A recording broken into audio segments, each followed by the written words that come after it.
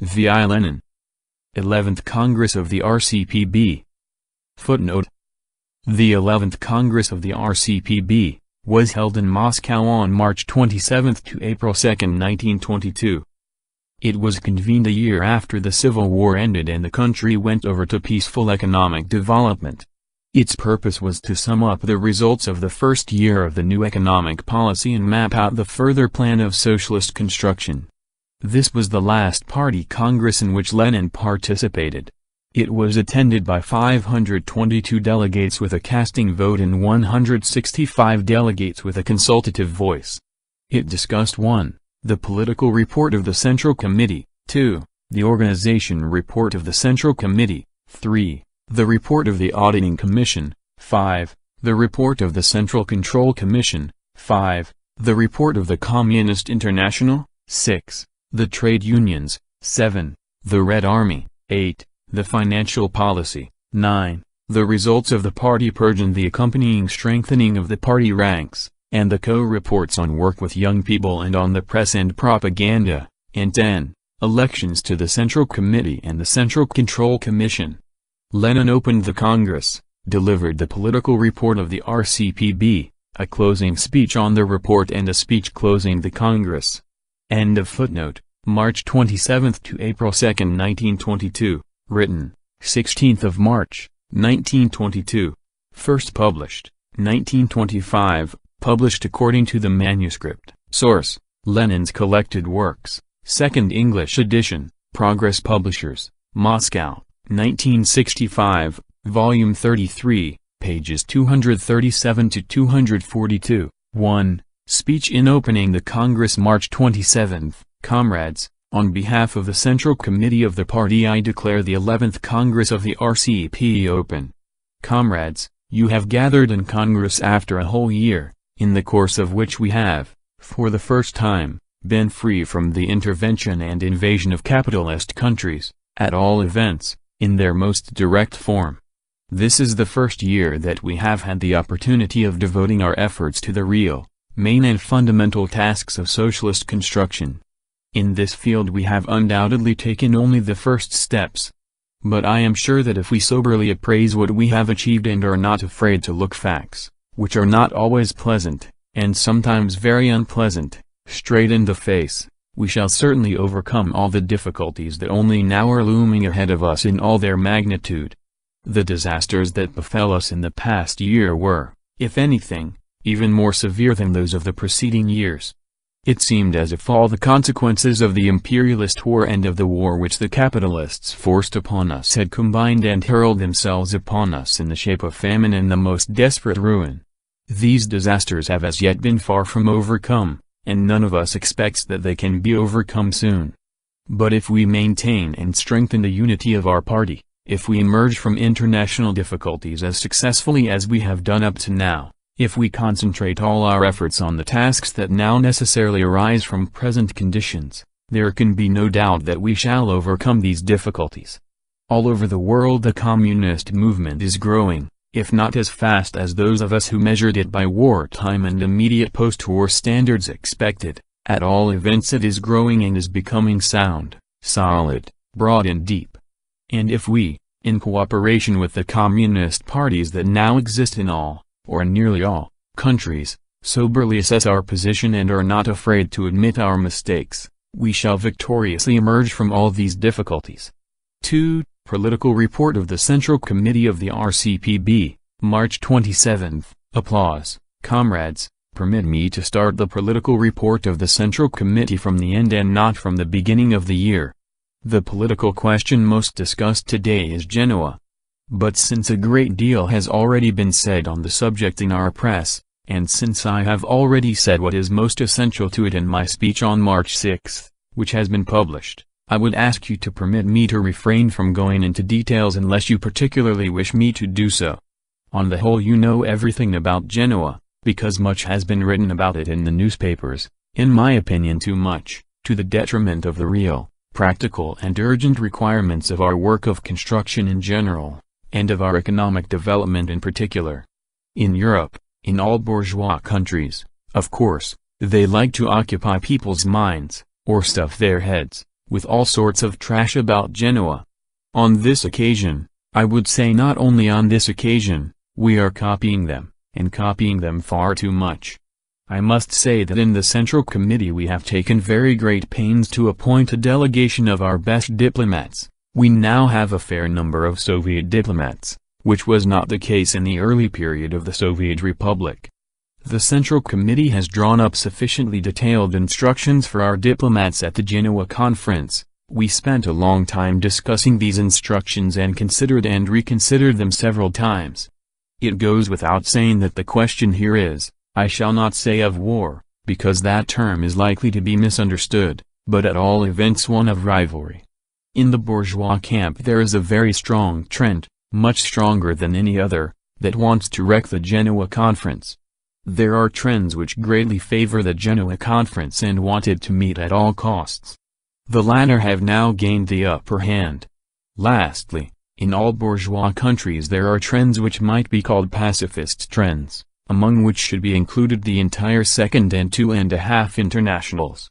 It is this section of the bourgeoisie which is advocating a number of pacifist proposals and is trying to concoct something in the nature of a pacifist policy. As communists we have definite views about this pacifism which it would be superfluous to expound here. Needless to say, we are going to Genoa not as communists, but as merchants. We must trade, and they must trade. We want the trade to benefit us, they want it to benefit them. The course of the issue will be determined, if only to a small degree, by the skill of our diplomats. Insofar as we are going to Genoa as merchants, it is obviously by no means a matter of indifference to us whether we shall deal with those people from the bourgeois camp who are inclined to settle the problem by war, or with those who are inclined towards pacifism, even the worst kind of pacifism, which from the communist viewpoint will not stand the slightest criticism. It would be a bad merchant, indeed, if he were unable to appreciate this distinction, and, by shaping his tactics accordingly, achieve practical aims. We are going to Genoa for the practical purpose of expanding trade and of creating the most favorable conditions for its successful development on the widest scale. But we cannot guarantee the success of the Genoa Conference. It would be ridiculous and absurd to give any guarantees on that score. I must say, however, that, weighing up the present possibilities of Genoa in the most sober and cautious manner, I think that it will not be an exaggeration to say that we shall achieve our object. Through Genoa, if the other parties in the negotiations are sufficiently shrewd and not too stubborn, bypassing Genoa if they take it into their heads to be stubborn. But we shall achieve our goal. The fact of the matter is that the most urgent, pressing and practical interests that have been sharply revealed in all the capitalist countries during the past few years call for the development, regulation and expansion of trade with Russia. Since such interests exist, we may argue, we may quarrel, we may disagree on specific combinations. It is highly probable that we shall have to disagree. This fundamental economic necessity will, nevertheless, after all is said and done, make a way for itself. I think we can rest assured of that. I cannot vouch for the date, I cannot vouch for success, but at this gathering we can say with a fair amount of certainty that regular trade relations between the Soviet Republic and all the capitalist countries in the world are certain to continue developing.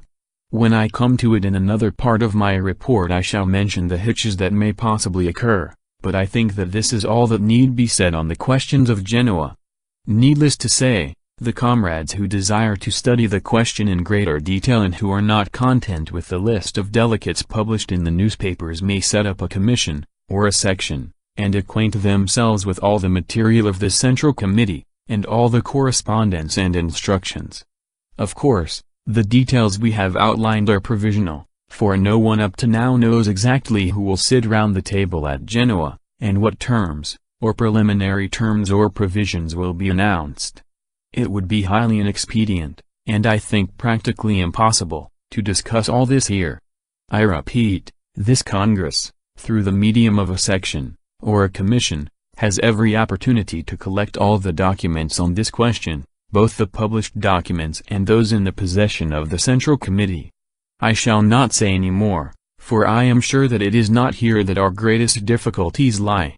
This is not the question on which the attention of the whole party should be focused. The European bourgeois press is artificially and deliberately inflating and exaggerating the importance of this conference in order to deceive the masses of the working people, as 9/10 of the bourgeois press in all these free democratic countries and republics always does. We have succumbed to the influence of this press to some extent. As usual, our press still yields to the old bourgeois habits, it refuses to adopt new, socialist methods, and we have made a greater fuss about this subject than it deserves. In fact, for communists, especially for those who have lived through such stern years as we have lived through since 1917, and witnessed the formidable political combinations that have appeared in that period, Genoa does not present any great difficulties. I cannot recall any disagreement or controversy on this question either in the Central Committee or in the ranks of the party. This is natural, for there is nothing controversial here from the point of view of communists, even bearing in mind the various shades of opinion among them. I repeat, we are going to Genoa as merchants for the purpose of securing the most favorable terms for promoting the trade which has started, which is being carried on, and which, even if someone succeeded in forcibly interrupting it for a time, would inevitably continue to develop after the interruption. Hence, confining myself to these brief remarks about Genoa, I shall now proceed to deal with the issues which, in my opinion, have been the major political questions of the past year and which will be such in the ensuing year. It seems to me that the political report of the Central Committee should not merely deal with the events of the year under review, but also point out, that, at any rate, is what I usually do, the main, fundamental political lessons of the events of that year, so that we may learn something for the ensuing year and be in a position to correctly determine our policy for that year. The new economic policy is, of course, the major question. This has been the dominant question throughout the year under review.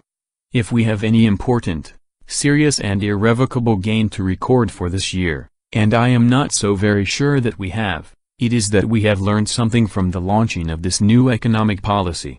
If we have learned even a little, then, during the past year, we have learned a great deal in this field. And the test of whether we have really learnt anything, and to what extent, will probably be made by subsequent events of a kind which we ourselves can do little to determine, as for example the impending financial crisis. It seems to me that in connection with the new economic policy, the most important things to keep in mind as a basis for all our arguments, as a means of testing our experience during the past year, and of learning practical lessons for the ensuing year are contained in the following 3 points. First, the new economic policy is important for us primarily as a means of testing whether we are really establishing a link with the peasant economy. In the preceding period of development of our revolution, when all our attention and all our efforts were concentrated mainly on, or almost entirely absorbed by, the task of repelling invasion, we could not devote the necessary attention to this link, we had other things to think about. To some extent we could and had to ignore this bond when we were confronted by the absolutely urgent and overshadowing task of warding off the danger of being immediately crushed by the gigantic forces of world imperialism.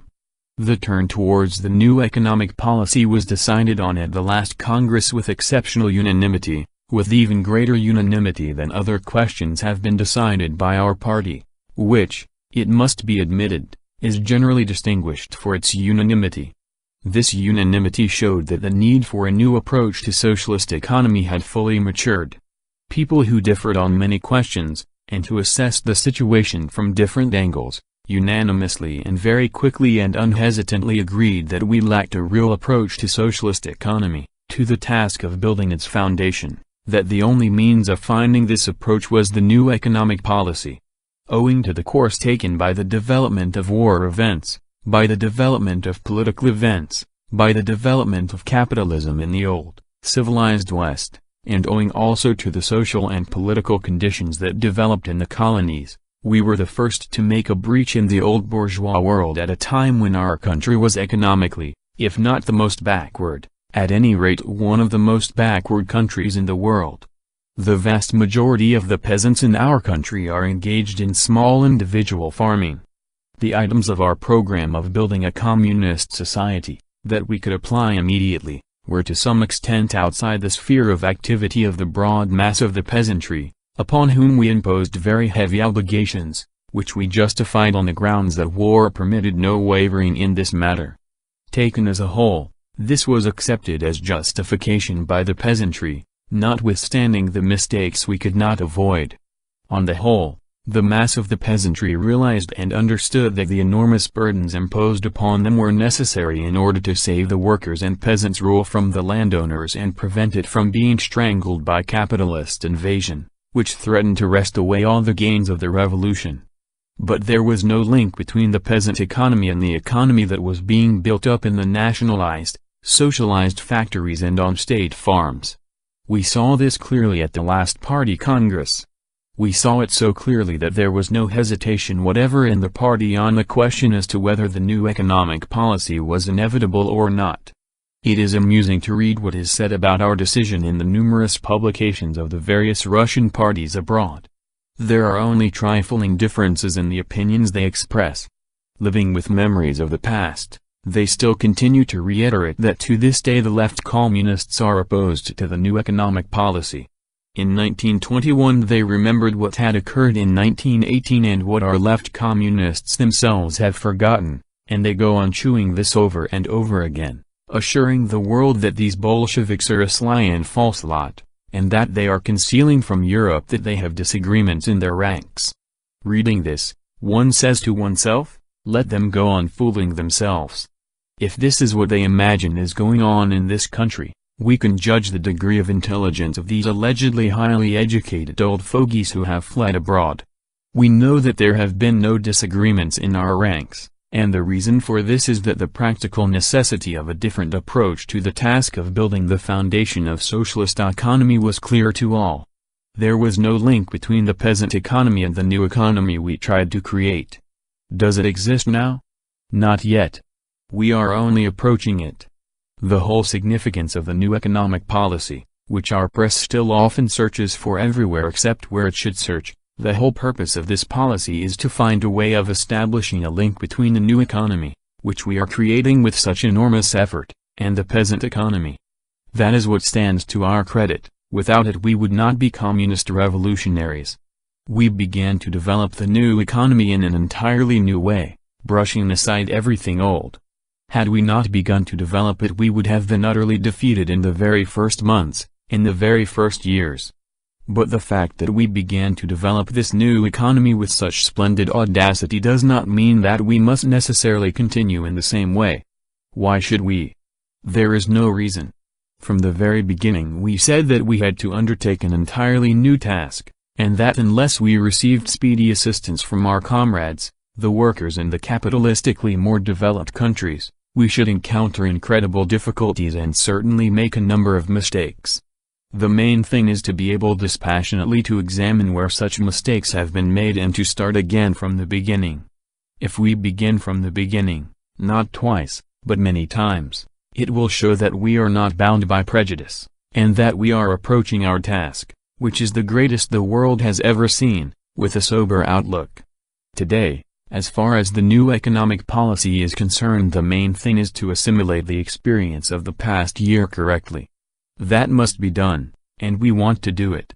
And if we want to do it, come what may, and we do want to do it, and shall do it, we must know that the problem of the new economic policy, the fundamental, decisive and overriding problem, is to establish a link between the new economy that we have begun to create, very badly, very clumsily, but have nevertheless begun to create, on the basis of an entirely new, socialist economy, of a new system of production and distribution, and the peasant economy, by which millions and millions of peasants obtain their livelihood.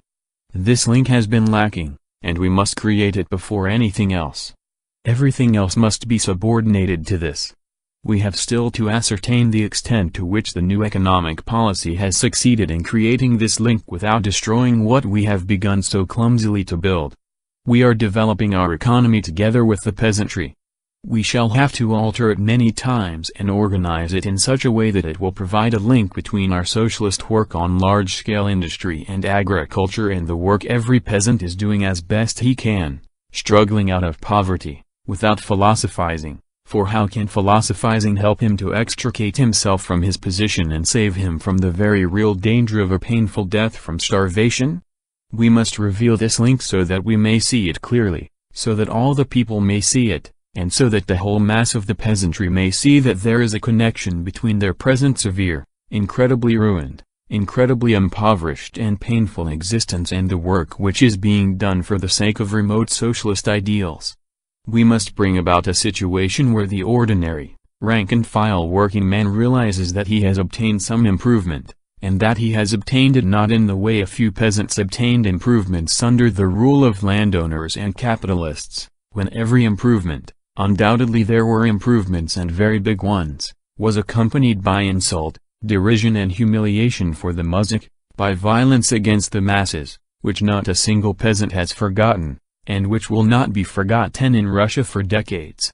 Our aim is to restore the link, to prove to the peasant by deeds that we are beginning with what is intelligible, familiar and immediately accessible to him, in spite of his poverty, and not with something remote and fantastic from the peasant's point of view. We must prove that we can help him and that in this period, when the small peasant is in a state of appalling ruin, impoverishment and starvation, the communists are really helping him. Either we prove that, or he will send us to the devil. That is absolutely inevitable. Such is the significance of the new economic policy. It is the basis of our entire policy. It is the major lesson taught by the whole of the past year's experience in applying the new economic policy, and, so to speak, our main political rule for the coming year. The peasant is allowing us credit, and, of course, after what he has lived through, he cannot do otherwise. Taken in the mass, the peasants go on saying, well, if you are not able to do it yet, we shall wait, perhaps you will learn. But this credit cannot go on forever. This we must know, and having obtained credit we must hurry. We must know that the time is approaching when this peasant country will no longer give us credit, when it will demand cash, to use a commercial term. It will say, you have postponed payment for so many months, so many years. But by this time, dear rulers, you must have learned the most sound and reliable method of helping us free ourselves from poverty, want, starvation and ruin. You can do it, you have proved it. This is the test that we shall inevitably have to face, and, in the last analysis, this test will decide everything, the fate of NEP and the fate of communist rule in Russia. Shall we accomplish our immediate task or not? Is this NEP fit for anything or not?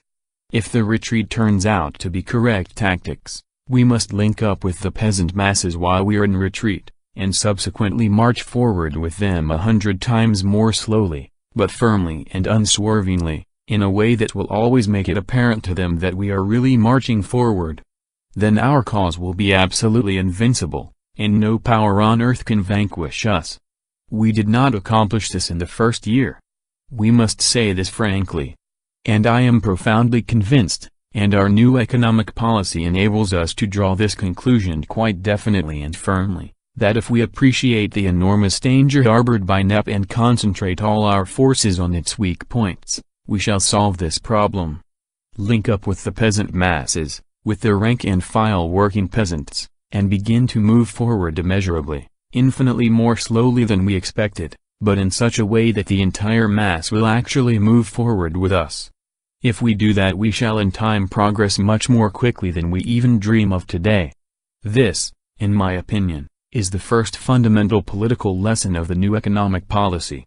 The second, more specific lesson is the test through competition between state and capitalist enterprises.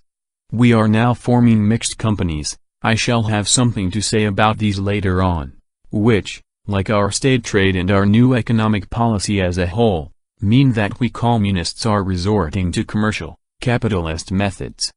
These mixed companies are also important because through them practical competition is created between capitalist methods and our methods. Consider it practically. Up to now we have been writing a program and making promises. In its time this was absolutely necessary. It is impossible to launch on a world revolution without a program and without promises. If the White Guards, including the Mensheviks, jeer at us for this, It only shows that the Mensheviks and the Socialists of the Second and Two and a Half Internationals have no idea, in general, of the way a revolution develops. We could proceed in no other way. Now, however, the position is that we must put our work to a serious test, and not the sort of test that is made by control institutions set up by the communists themselves, even though these control institutions are magnificent. Even though they are almost the ideal control institutions in the Soviet system and the party, such a test may be mockery from the point of view of the actual requirements of the peasant economy, but it is certainly no mockery from the standpoint of our construction. We are now setting up these control institutions, but I am referring not to this test but to the test from the point of view of the entire economy. The capitalist was able to supply things. He did it inefficiently, charged exorbitant prices, insulted and robbed us. The ordinary workers and peasants, who do not argue about communism because they do not know what it is, are well aware of this. But the capitalists were, after all, able to supply things. Are you? You are not able to do it. That is what we heard last spring, though not always clearly audible. It was the undertone of the whole of last spring's crisis. As people you are splendid, but you cannot cope with the economic task you have undertaken.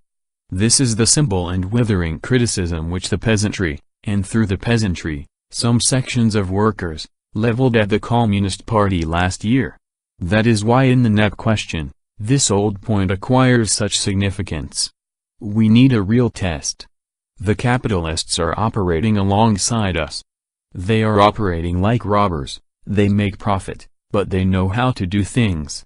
But you are trying to do it in a new way. You make no profit. Your principles are communist, your ideals are splendid, they are written out so beautifully that you seem to be saints, that you should go to heaven while you are still alive. But can you get things done?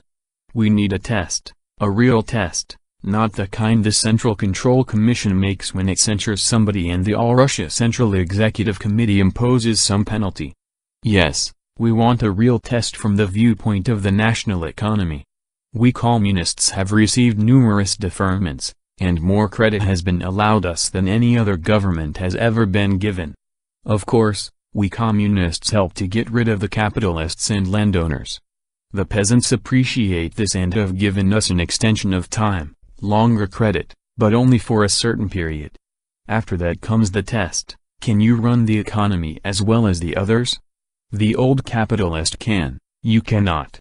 That is the first lesson, the first main part of the political report of the Central Committee. We cannot run the economy. This has been proved in the past year. I would like very much to quote the example of several Gozdrasts, if I may express myself in the beautiful Russian language that Turgenev praised so highly, an ironical reference to the habit, then emerging, of abbreviating the names of various institutions. Here the abbreviation stands for State Trusts. Editor's note, to show how we run the economy. Unfortunately, for a number of reasons, and largely owing to ill health, I have been unable to elaborate this part of my report, and so I must confine myself to expressing my conviction, which is based on my observations of what is going on.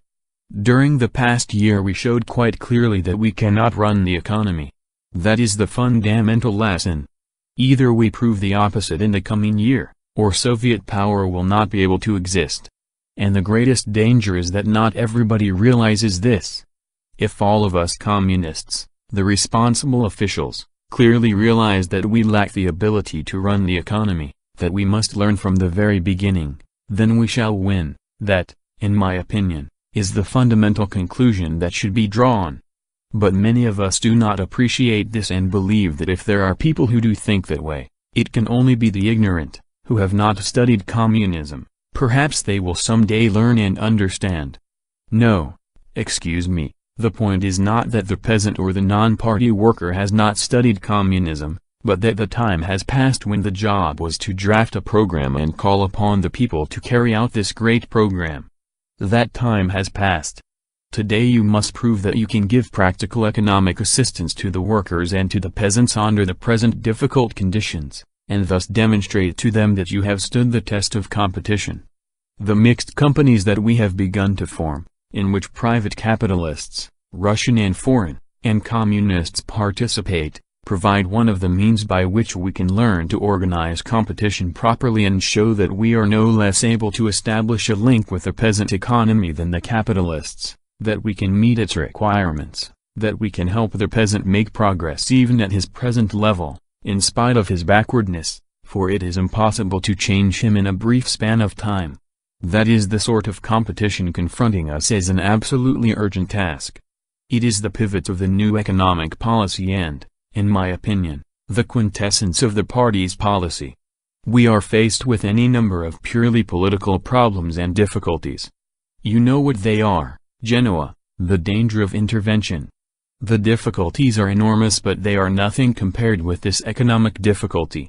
We know how things are done in the political field, we have gained considerable experience, we have learned a lot about bourgeois diplomacy. It is the sort of thing the Mensheviks taught us for 15 years, and we got something useful out of it. This is not new. But here is something we must do now in the economic field. We must win the competition against the ordinary shop assistant, the ordinary capitalist, the merchant, who will go to the peasant without arguing about communism.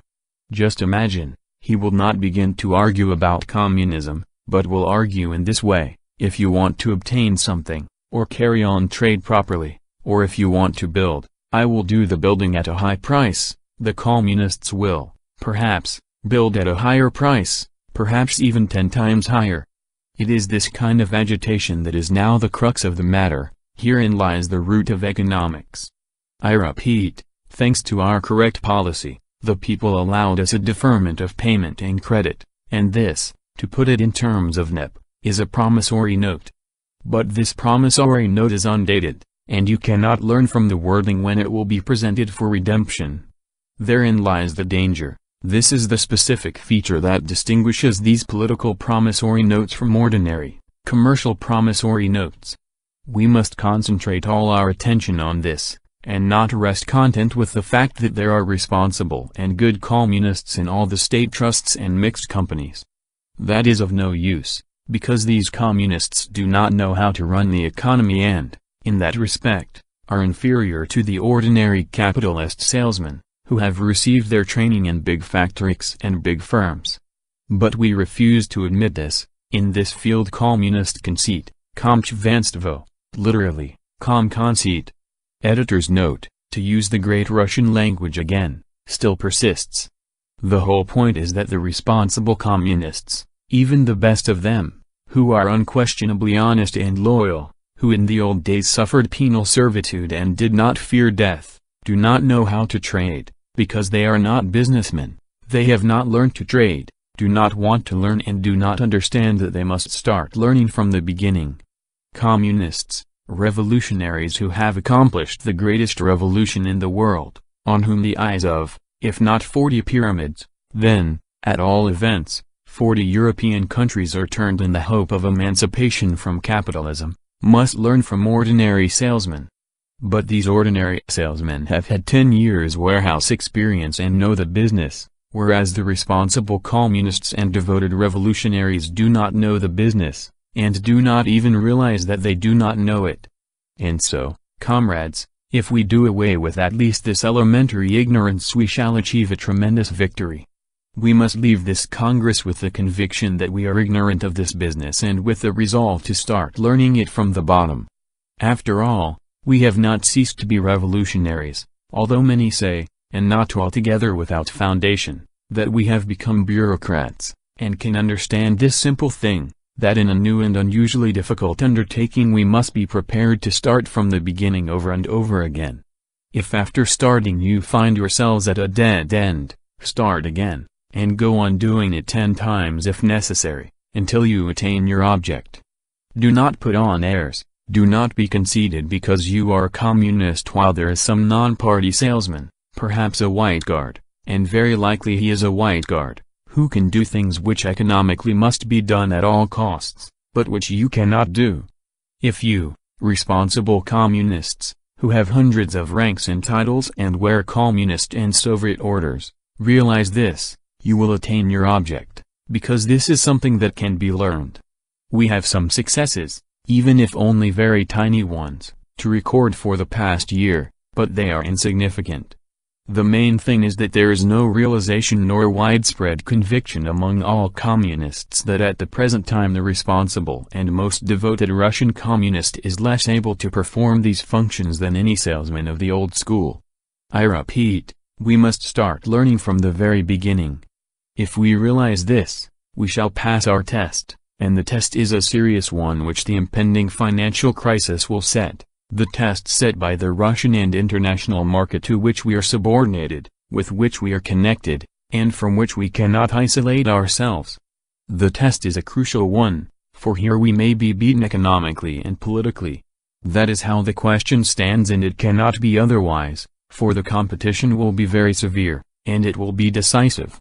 We had many outlets and loopholes that enabled us to escape from our political and economic difficulties. We can proudly say that up to now we have been able to utilize these outlets and loopholes in various combinations corresponding to the varying circumstances. But how we have no other outlets? Permit me to say this to you without exaggeration, because in this respect it is really the last and decisive battle, not against international capitalism, against that we shall yet have many last and decisive battles, but against Russian capitalism. Against the capitalism that is growing out of the small peasant economy, the capitalism that is fostered by the latter. Here we shall have a fight on our hands in the immediate future, and the date of it cannot be fixed exactly. Here the last and decisive battle is impending. Here there are no political or any other flanking movements that we can undertake, because this is a test in competition with private capital. Either we pass this test in competition with private capital, or we fail completely. To help us pass it we have political power and a host of economic and other resources. We have everything you want except ability. We lack ability. And if we learn this simple lesson from the experience of last year and take it as our guiding line for the whole of 1922, we shall conquer this difficulty, too, in spite of the fact that it is much greater than the previous difficulty, for it rests upon ourselves. It is not like some external enemy. The difficulty is that we ourselves refuse to admit the unpleasant truth forced upon us. We refuse to undertake the unpleasant duty that the situation demands of us, namely, to start learning from the beginning. That, in my opinion, is the second lesson that we must learn from the new economic policy. The third, supplementary lesson is on the question of state capitalism. It is a pity Comrade Bukharin is not present at the Congress. I should have liked to argue with him a little, but that had better be postponed to the next Congress. On the question of state capitalism, I think that generally our press and our party make the mistake of dropping into intellectualism, into liberalism. We philosophize about how state capitalism is to be interpreted, and look into old books. But in those old books you will not find what we are discussing. They deal with the state capitalism that exists under capitalism. Not a single book has been written about state capitalism under communism. It did not occur even to Marx to write a word on this subject, and he died without leaving a single precise statement or definite instruction on it. That is why we must overcome the difficulty entirely by ourselves. And if we make a general mental survey of our press and see what has been written about state capitalism, as I tried to do when I was preparing this report, we shall be convinced that it is missing the target, that it is looking in an entirely wrong direction. The state capitalism discussed in all books on economics is that which exists under the capitalist system, where the state brings under its direct control certain capitalist enterprises. But ours is a proletarian state. It rests on the proletariat, it gives the proletariat all political privileges, and through the medium of the proletariat it attracts to itself the lower ranks of the peasantry. You remember that we began this work through the Poor Peasants' Committees. That is why very many people are misled by the term state capitalism. To avoid this we must remember the fundamental thing that state capitalism in the form we have here is not dealt with in any theory, or in any books, for the simple reason that all the usual concepts connected with this term are associated with bourgeois rule in capitalist society. Our society is one which has left the rails of capitalism, but has not yet got onto new rails. The state in this society is not ruled by the bourgeoisie, but by the proletariat. We refuse to understand that when we say state we mean ourselves, The proletariat, the vanguard of the working class. State capitalism is capitalism which we shall be able to restrain, and the limits of which we shall be able to fix. This state capitalism is connected with the state, and the state is the workers, the advanced section of the workers, the vanguard. We are the state.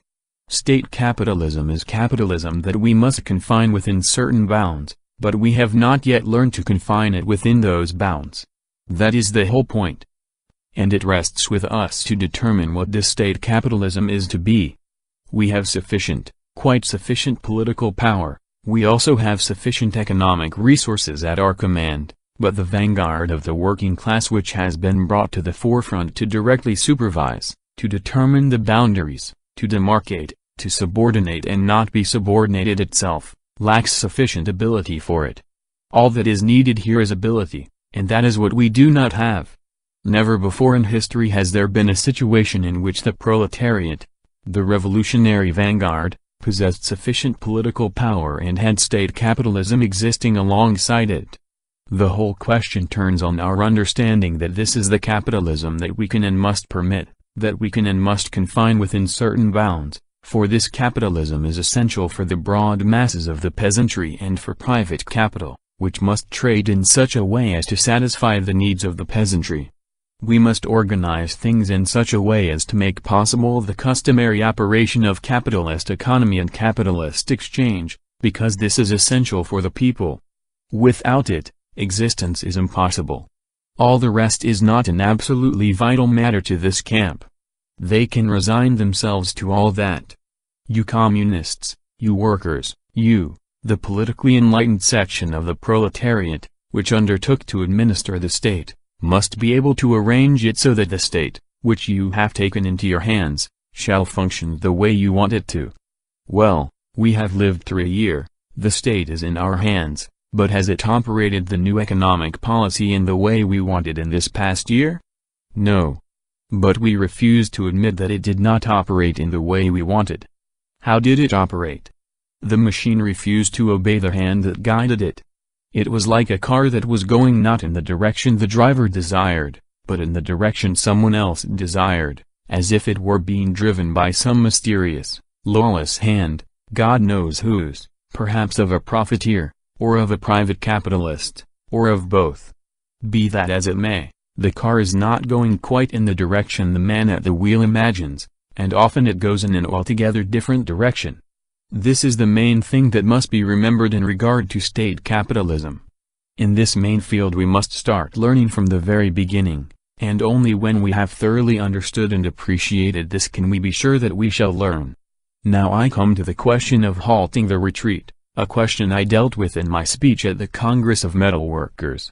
Since then I have not heard any objection, either in the party press, or in private letters from comrades, or in the Central Committee. The Central Committee approved my plan, which was, that in the report of the Central Committee to the present Congress strong emphasis should be laid on calling a halt to this retreat and that the Congress should give binding instructions on behalf of the whole party accordingly. For a year we have been retreating. On behalf of the party we must now call a halt. The purpose pursued by the retreat has been achieved. This period is drawing, or has drawn, to a close. We now have a different objective, that of regrouping our forces. We have reached a new line. On the whole, we have conducted the retreat in fairly good order. True, not a few voices were heard from various sides which tried to convert this retreat into a stampede. Some, for example, several members of the group which bore the name of Workers' Opposition, I don't think they had any right to that name, argued that we were not retreating properly in some sector or other. Owing to their excessive zeal they found themselves at the wrong door, and now they realize it. At that time they did not see that their activities did not help us to correct our movement, but merely had the effect of spreading panic and hindering our effort to beat a disciplined retreat. Retreat is a difficult matter, especially for revolutionaries who are accustomed to advance, especially when they have been accustomed to advance with enormous success for several years. Especially if they are surrounded by revolutionaries in other countries who are longing for the time when they can launch an offensive. Seeing that we were retreating, Several of them burst into tears in a disgraceful and childish manner, as was the case at the last extended plenary meeting of the Executive Committee of the Communist International. Moved by the best communist sentiments and communist aspirations, several of the comrades burst into tears because, oh horror! The good Russian communists were retreating. Perhaps it is now difficult for me to understand this West European mentality, although I lived for quite a number of years in those marvelous democratic countries as an exile. Perhaps from their point of view this is such a difficult matter to understand that it is enough to make one weep. We, at any rate, have no time for sentiment. It was clear to us that because we had advanced so successfully for many years and had achieved so many extraordinary victories, and all this in a country that was in an appalling state of ruin and lacked the material resources to consolidate that advance, since we had gained so much, it was absolutely essential for us to retreat.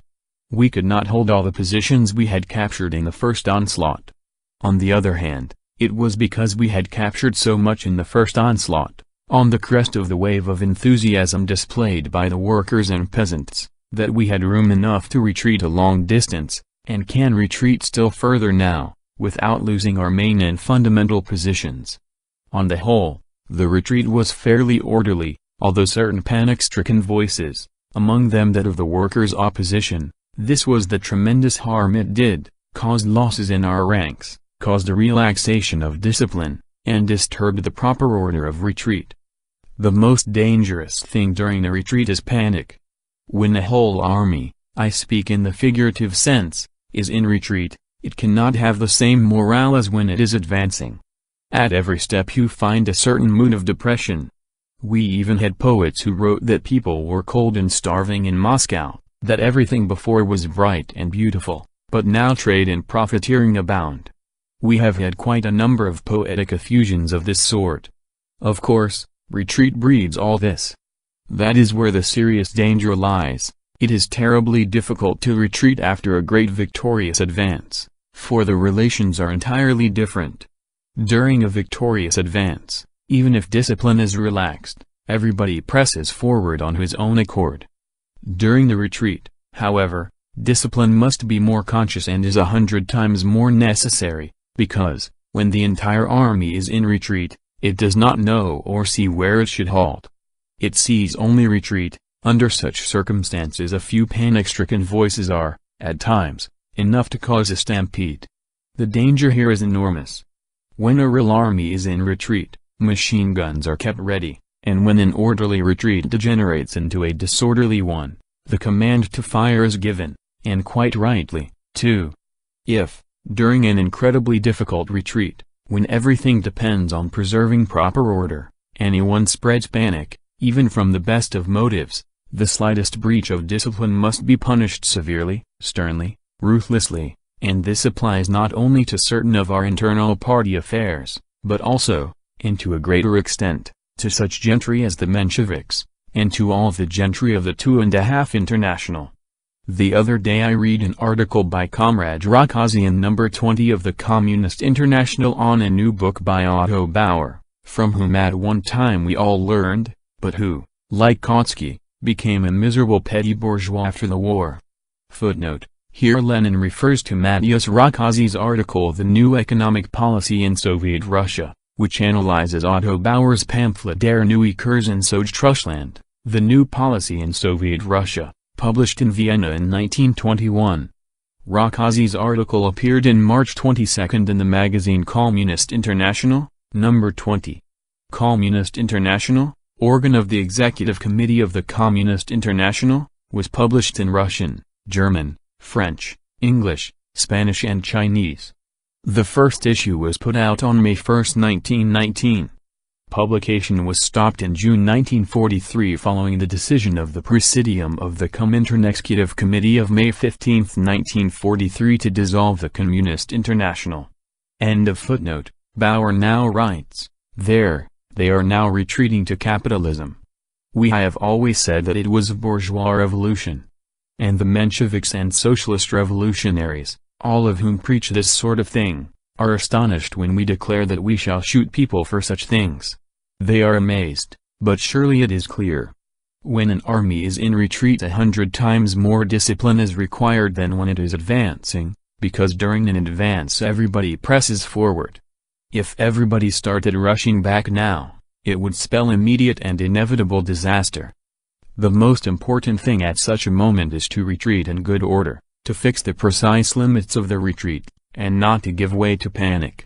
And when a Menshevik says, "You are now retreating, I have been advocating retreat all the time, I agree with you, I am your man, let us retreat together," we say in reply, for the public manifestations of Menshevism our revolutionary courts must pass the death sentence, otherwise they are not our courts, but God knows what. They cannot understand this and exclaim, "What dictatorial manners these people have!" They still think we are persecuting the Mensheviks because they fought us in Geneva. Footnote: Lenin has in mind the struggle waged abroad between the Bolsheviks and the Mensheviks. End of footnote. But had we done that we should have been unable to hold power even for 2 months. Indeed, the sermons which Otto Bauer, the leaders of the Second and 2.5 Internationals, the Mensheviks and Socialist revolutionaries preach express their true nature: the revolution has gone too far. What you are saying now we have been saying all the time, permit us to say it again. But we say in reply, permit us to put you before a firing squad for saying that. Either you refrain from expressing your views, or, if you insist on expressing your political views publicly in the present circumstances, when our position is far more difficult than it was when the White Guards were directly attacking us, then you will have only yourselves to blame if we treat you as the worst and most pernicious White Guard elements. We must never forget this. When I speak about halting the retreat I do not mean that we have learned to trade. On the contrary, I am of the opposite opinion, and if my speech were to create that impression it would show that I had been misunderstood and that I am unable to express my thoughts properly. The point, however, is that we must put a stop to the nervousness and fuss that have arisen with the introduction of NEP, the desire to do everything in a new way and to adapt everything. We now have a number of mixed companies. True, we have only very few. There are 9 companies formed in conjunction with foreign capitalists and sanctioned by the Commissariat of Foreign Trade. The Sokolnikov Commission has sanctioned 6 and the Northern Timber Trust has sanctioned 2. Footnote: the Commission for Mixed Companies under the Council of Labor and Defense.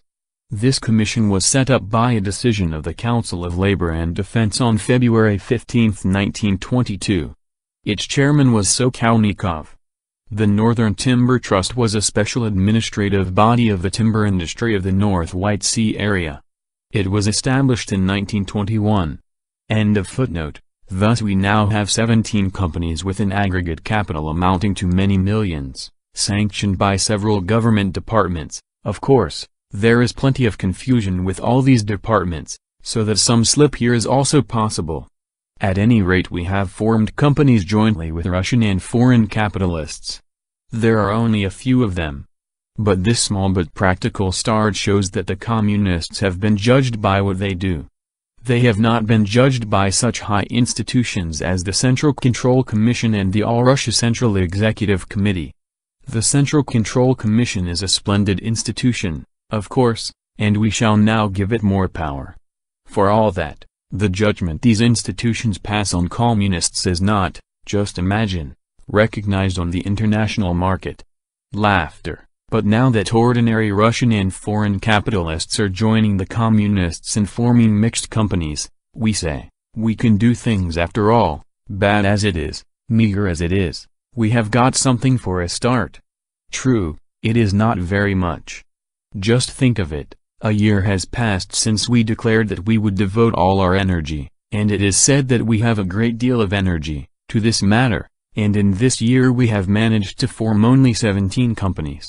This shows how devilishly clumsy and inept we are, how much Oblomovism still remains, for which we shall inevitably get a good thrashing. For all that, I repeat, a start, a reconnaissance has been made. The capitalists would not agree to have dealings with us if the elementary conditions for their operations did not exist. Even if only a very small section of them has agreed to this, it shows that we have scored a partial victory. Of course, they will cheat us in these companies, cheat us so that it will take several years before matters are straightened out. But that does not matter. I do not say that that is a victory, it is a reconnaissance, which shows that we have an arena, we have a terrain, and can now stop the retreat. The reconnaissance has revealed that we have concluded an insignificant number of agreements with capitalists, but we have concluded them for all that. We must learn from that and continue our operations. In this sense we must put a stop to nervousness, screaming and fuss. We received notes and telephone messages, one after another asking, now that we have NEP, may we be reorganized too? Everybody is bustling, and we get utter confusion. Nobody is doing any practical work, everybody is continuously arguing about how to adapt oneself to NEP, but no practical results are forthcoming.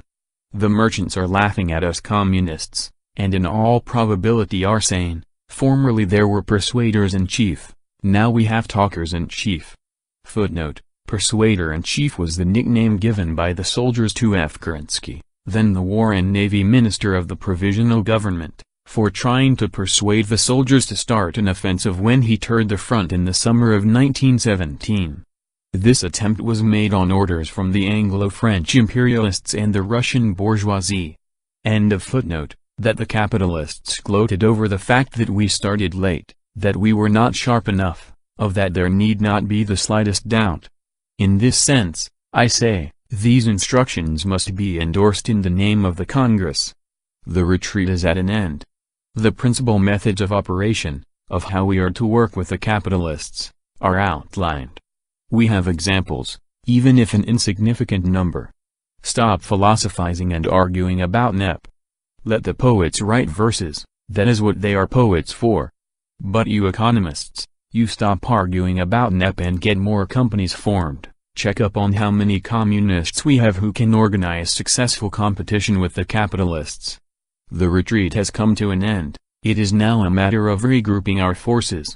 These are the instructions that the Congress must pass so as to put an end to fuss and bustle. Calm down, do not philosophize, if you do, it will be counted as a black mark against you. Show by your practical efforts that you can work no less efficiently than the capitalists.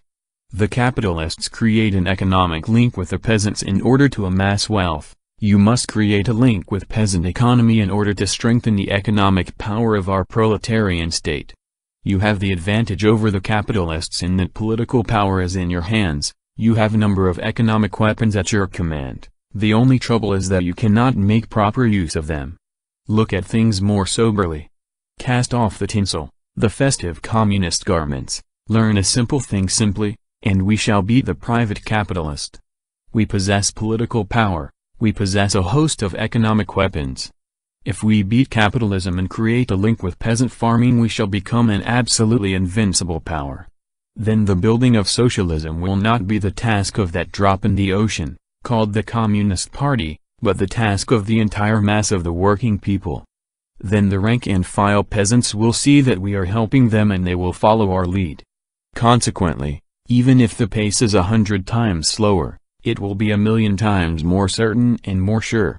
It is in this sense that we must speak of halting the retreat, and the proper thing to do is, in one way or another, to make this slogan a Congress decision. In this connection, I should like to deal with the question, what is the Bolsheviks' new economic policy, evolution or tactics? This question has been raised by the Sminovek people, who, as you know, are a trend which has arisen among Russian émigrés. It is a socio-political trend led by some of the most prominent constitutional Democrats, several ministers of the former Kolchak government, people who have come to the conclusion that the Soviet government is building up the Russian state and therefore should be supported. They argue as follows, what sort of state is the Soviet government building? The communists say they are building a communist state and assure us that the new policy is a matter of tactics. The Bolsheviks are making use of the private capitalists in a difficult situation, but later they will get the upper hand. The Bolsheviks can say what they like, as a matter of fact it is not tactics but evolution, internal regeneration, they will arrive at the ordinary bourgeois state, and we must support them. History proceeds in devious ways. Some of them pretend to be communists, but there are others who are more straightforward, One of these is Ustryalev. I think he was a minister in Kolchak's government. He does not agree with his colleagues and says, "You can think what you like about communism, but I maintain that it is not a matter of tactics, but of evolution." I think that by being straightforward like this, Ustryalev is rendering us a great service. We, and I particularly, because of my position, hear a lot of sentimental communist lies, communist fibbing, every day, and sometimes we get sick to death of them. But now instead of these communist fibs I get a copy of Sminovek, which says quite plainly, things are by no means what you imagine them to be. As a matter of fact, you are slipping into the ordinary bourgeois morass with communist flags inscribed with catchwords stuck all over the place. This is very useful. It is not a repetition of what we are constantly hearing around us, but the plain class truth uttered by the class enemy. It is very useful to read this sort of thing, and it was written not because the communist state allows you to write some things and not others, but because it really is the class truth, bluntly and frankly uttered by the class enemy. I am in favor of supporting the Soviet government, says Ustryalev, although he was a constitutional Democrat, a bourgeois, and supported intervention. I am in favor of supporting Soviet power because it has taken the road that will lead it to the ordinary bourgeois state. This is very useful, and I think that we must keep it in mind. It is much better for us if the Sminovek people write in that strain than if some of them pretend to be almost communists, so that from a distance one cannot tell whether they believe in God or in the communist revolution. We must say frankly that such candid enemies are useful. We must say frankly that the things Ustryalev speaks about are possible. History knows all sorts of metamorphoses. Relying on firmness of convictions, loyalty, and other splendid moral qualities is anything but a serious attitude in politics. A few people may be endowed with splendid moral qualities, but historical issues are decided by vast masses, which, if the few do not suit them, may at times treat them none too politely. There have been many cases of this kind, that is why we must welcome this frank utterance of the Sminovek people. The enemy is speaking the class truth and is pointing to the danger that confronts us, and which the enemy is striving to make inevitable. Sminovek adherents express the sentiments of thousands and tens of thousands of bourgeois, or of Soviet employees whose function it is to operate our new economic policy. This is the real and main danger. And that is why attention must be concentrated mainly on the question, who will win? I have spoken about competition. No direct onslaught is being made on us now, nobody is clutching us by the throat. True, we have yet to see what will happen tomorrow, but today we are not being subjected to armed attack. Nevertheless, the fight against capitalist society has become 100 times more fierce and perilous, because we are not always able to tell enemies from friends. When I spoke about communist competition, what I had in mind were not communist sympathies but the development of economic forms and social systems. This is not competition but, if not the last, then nearly the last, desperate, furious, life and death struggle between capitalism and communism. And here we must squarely put the question, wherein lies our strength and what do we lack? We have quite enough political power. I hardly think there is anyone here who will assert that on such and such a practical question, in such and such a business institution, the communists, the Communist Party, lack sufficient power. There are people who think only of this, but these people are hopelessly looking backward and cannot understand that one must look ahead. The main economic power is in our hands.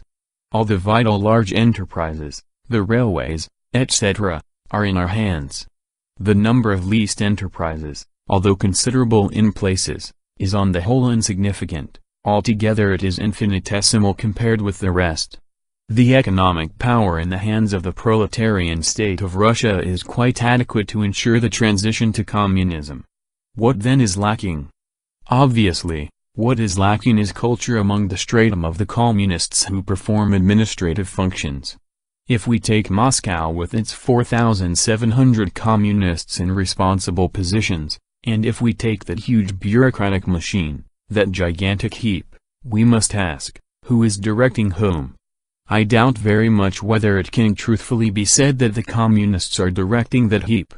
To tell the truth, they are not directing, they are being directed. Something analogous happened here to what we were told in our history lessons when we were children. Sometimes one nation conquers another, the nation that conquers is the conqueror and the nation that is vanquished is the conquered nation. This is simple and intelligible to all. But what happens to the culture of these nations? Here things are not so simple. If the conquering nation is more cultured than the vanquished nation, the former imposes its culture upon the latter, but if the opposite is the case, the vanquished nation imposes its culture upon the conqueror. Has not something like this happened in the capital of the RSFSR? Have the 4,700 communists, nearly a whole army division, and all of them the very best, come under the influence of an alien culture? True, there may be the impression that the vanquished have a high level of culture. But that is not the case at all. Their culture is miserable, insignificant, but it is still at a higher level than ours. Miserable and low as it is higher than that of our responsible communist administrators, for the latter lack administrative ability. Communists who are put at the head of departments, and sometimes artful saboteurs deliberately put them in these positions in order to use them as a shield, are often fooled. This is a very unpleasant admission to make, or, at any rate, not a very pleasant one, but I think we must admit it, for at present this is the salient problem. I think that this is the political lesson of the past year, and it is around this that the struggle will rage in 1922. Will the responsible communists of the RSFSR, and of the Russian Communist Party realize that they cannot administer, that they only imagine they are directing, but are, actually, being directed? If they realize this they will learn, of course, for this business can be learned. But one must study hard to learn it, and our people are not doing this. They scatter orders and decrees right and left, but the result is quite different from what they want. The competition and rivalry that we have placed on the order of the day by proclaiming NEP is a serious business. It appears to be going on in all government offices, but as a matter of fact it is one more form of the struggle between two irreconcilably hostile classes. It is another form of the struggle between the bourgeoisie and the proletariat. It is a struggle that has not yet been brought to a head, and culturally it has not yet been resolved even in the central government departments in Moscow. Very often the bourgeois officials know the business better than our best communists, who are invested with authority and have every opportunity, but who cannot make the slightest use of their rights and authority. I should like to quote a passage from a pamphlet by Alexander Todorsky. Footnote: Alexander Todorsky's book A Year with a Rifle and a Plow was published in 1918 by the Vysygonsky Executive Committee of Soviets, Dvor Gubernia. Lenin speaks of this book in his article A Little Picture in Illustration of Big Problems, see present edition, volume 28, pages 386–89. End of footnote. It was published in Vysygonsky. There is an UIS town of that name in Dvor Gubernia, on the first anniversary of the Soviet Revolution in Russia, on November 7, 1918, a long time ago. Evidently this Vysygonsky comrade is a member of the party. I read the pamphlet a long time ago and cannot say for certain. He describes how he set to work to equip 2 Soviet factories, and for this purpose enlisted the services of 2 bourgeois. He did this in the way these things were done at that time, threatened to imprison them and to confiscate all their property. They were enlisted for the task of restoring the factories. We know how the services of the bourgeoisie were enlisted in 1918, laughter, so there is no need for me to go into details. The methods we are now using to enlist the bourgeoisie are different. But here is the conclusion he arrived at: this is only half the job. It is not enough to defeat the bourgeoisie, to overpower them, they must be compelled to work for us. Now these are remarkable words. They are remarkable for they show that even in the town of Vysygonsky, even in 1918, there were people who had a correct understanding of the relationship between the victorious proletariat and the vanquished bourgeoisie. When we rap the exploiters' knuckles, render them innocuous, overpower them, it is only half the job. In Moscow, However, 90 out of 100 responsible officials imagine that all we have to do is to overpower, render innocuous and wrap knuckles. What I have said about the Mensheviks, socialist revolutionaries and white guards is very often interpreted solely as rendering innocuous, wrapping knuckles, and, perhaps, not only the knuckles, but some other place, and overpowering. But that is only half the job. It was only half the job even in 1918, when this was written by the Vesigonsk comrade. Now it is even less than 1/4. We must make these hands work for us, and not have responsible communists at the head of departments, enjoying rank and title, but actually swimming with the stream together with the bourgeoisie. That is the whole point. The idea of building communist society exclusively with the hands of the communists is childish, absolutely childish. We communists are but a drop in the ocean of the people. We shall be able to lead the people along the road we have chosen only if we correctly determine it, not only from the standpoint of its direction in world history. From that point of view we have determined the road quite correctly, and this is corroborated by the situation in every country. We must also determine it correctly for our own native land, for our country. But the direction in world history is not the only factor. Other factors are whether there will be intervention or not, and whether we shall be able to supply the peasants with goods in exchange for their grain. The peasants will say, "You are splendid fellows, you defended our country. That is why we obeyed you. But if you cannot run the show, get out." Yes, that is what the peasants will say. We communists shall be able to direct our economy if we succeed in utilizing the hands of the bourgeoisie in building up this economy of ours, and in the meantime learn from these bourgeoisie and guide them along the road we want them to travel. But when a communist imagines that he knows everything, when he says, "I am a responsible communist, I have beaten enemies far more formidable than any salesman. We have fought at the front and have beaten far more formidable enemies," it is this prevailing mood that is doing us great harm. Rendering the exploiters innocuous, wrapping them over the knuckles, clipping their wings is the least important part of the job. That must be done, and our state political administration and our courts must do it more vigorously than they have up to now. They must remember that they are proletarian courts surrounded by enemies the world over. This is not difficult, and in the main we have learned to do it. Here a certain amount of pressure must be exercised, but that is easy. To win the second part of the victory, that is, to build communism with the hands of non-communists, to acquire the practical ability to do what is economically necessary, we must establish a link with peasant farming. We must satisfy the peasant, so that he will say, hard, bitter and painful as starvation is, I see a government that is an unusual one, is no ordinary one, but is doing something practically useful, something tangible. We must see to it that the numerous elements with whom we are cooperating, and who far exceed us in number, work in such a way as to enable us to supervise them. We must learn to understand this work, and direct their hands so that they do something useful for communism. This is the key point of the present situation, for although individual communists have understood and realized that it is necessary to enlist the non-party people for this work, the rank and file of our party have not. Many circulars have been written, much has been said about this, but has anything been accomplished during the past year? Nothing. Not 5 party committees out of 100 can show practical results. This shows how much we lag behind the requirements of the present time, how much we are still living in the traditions of 1918 and 1919. Those were great years, a great historical task was then accomplished. But if we only look back on those years and do not see the task that now confronts us, we shall be doomed, certainly and absolutely. And the whole point is that we refuse to admit it. I should now like to give 2 practical examples to illustrate how we administer.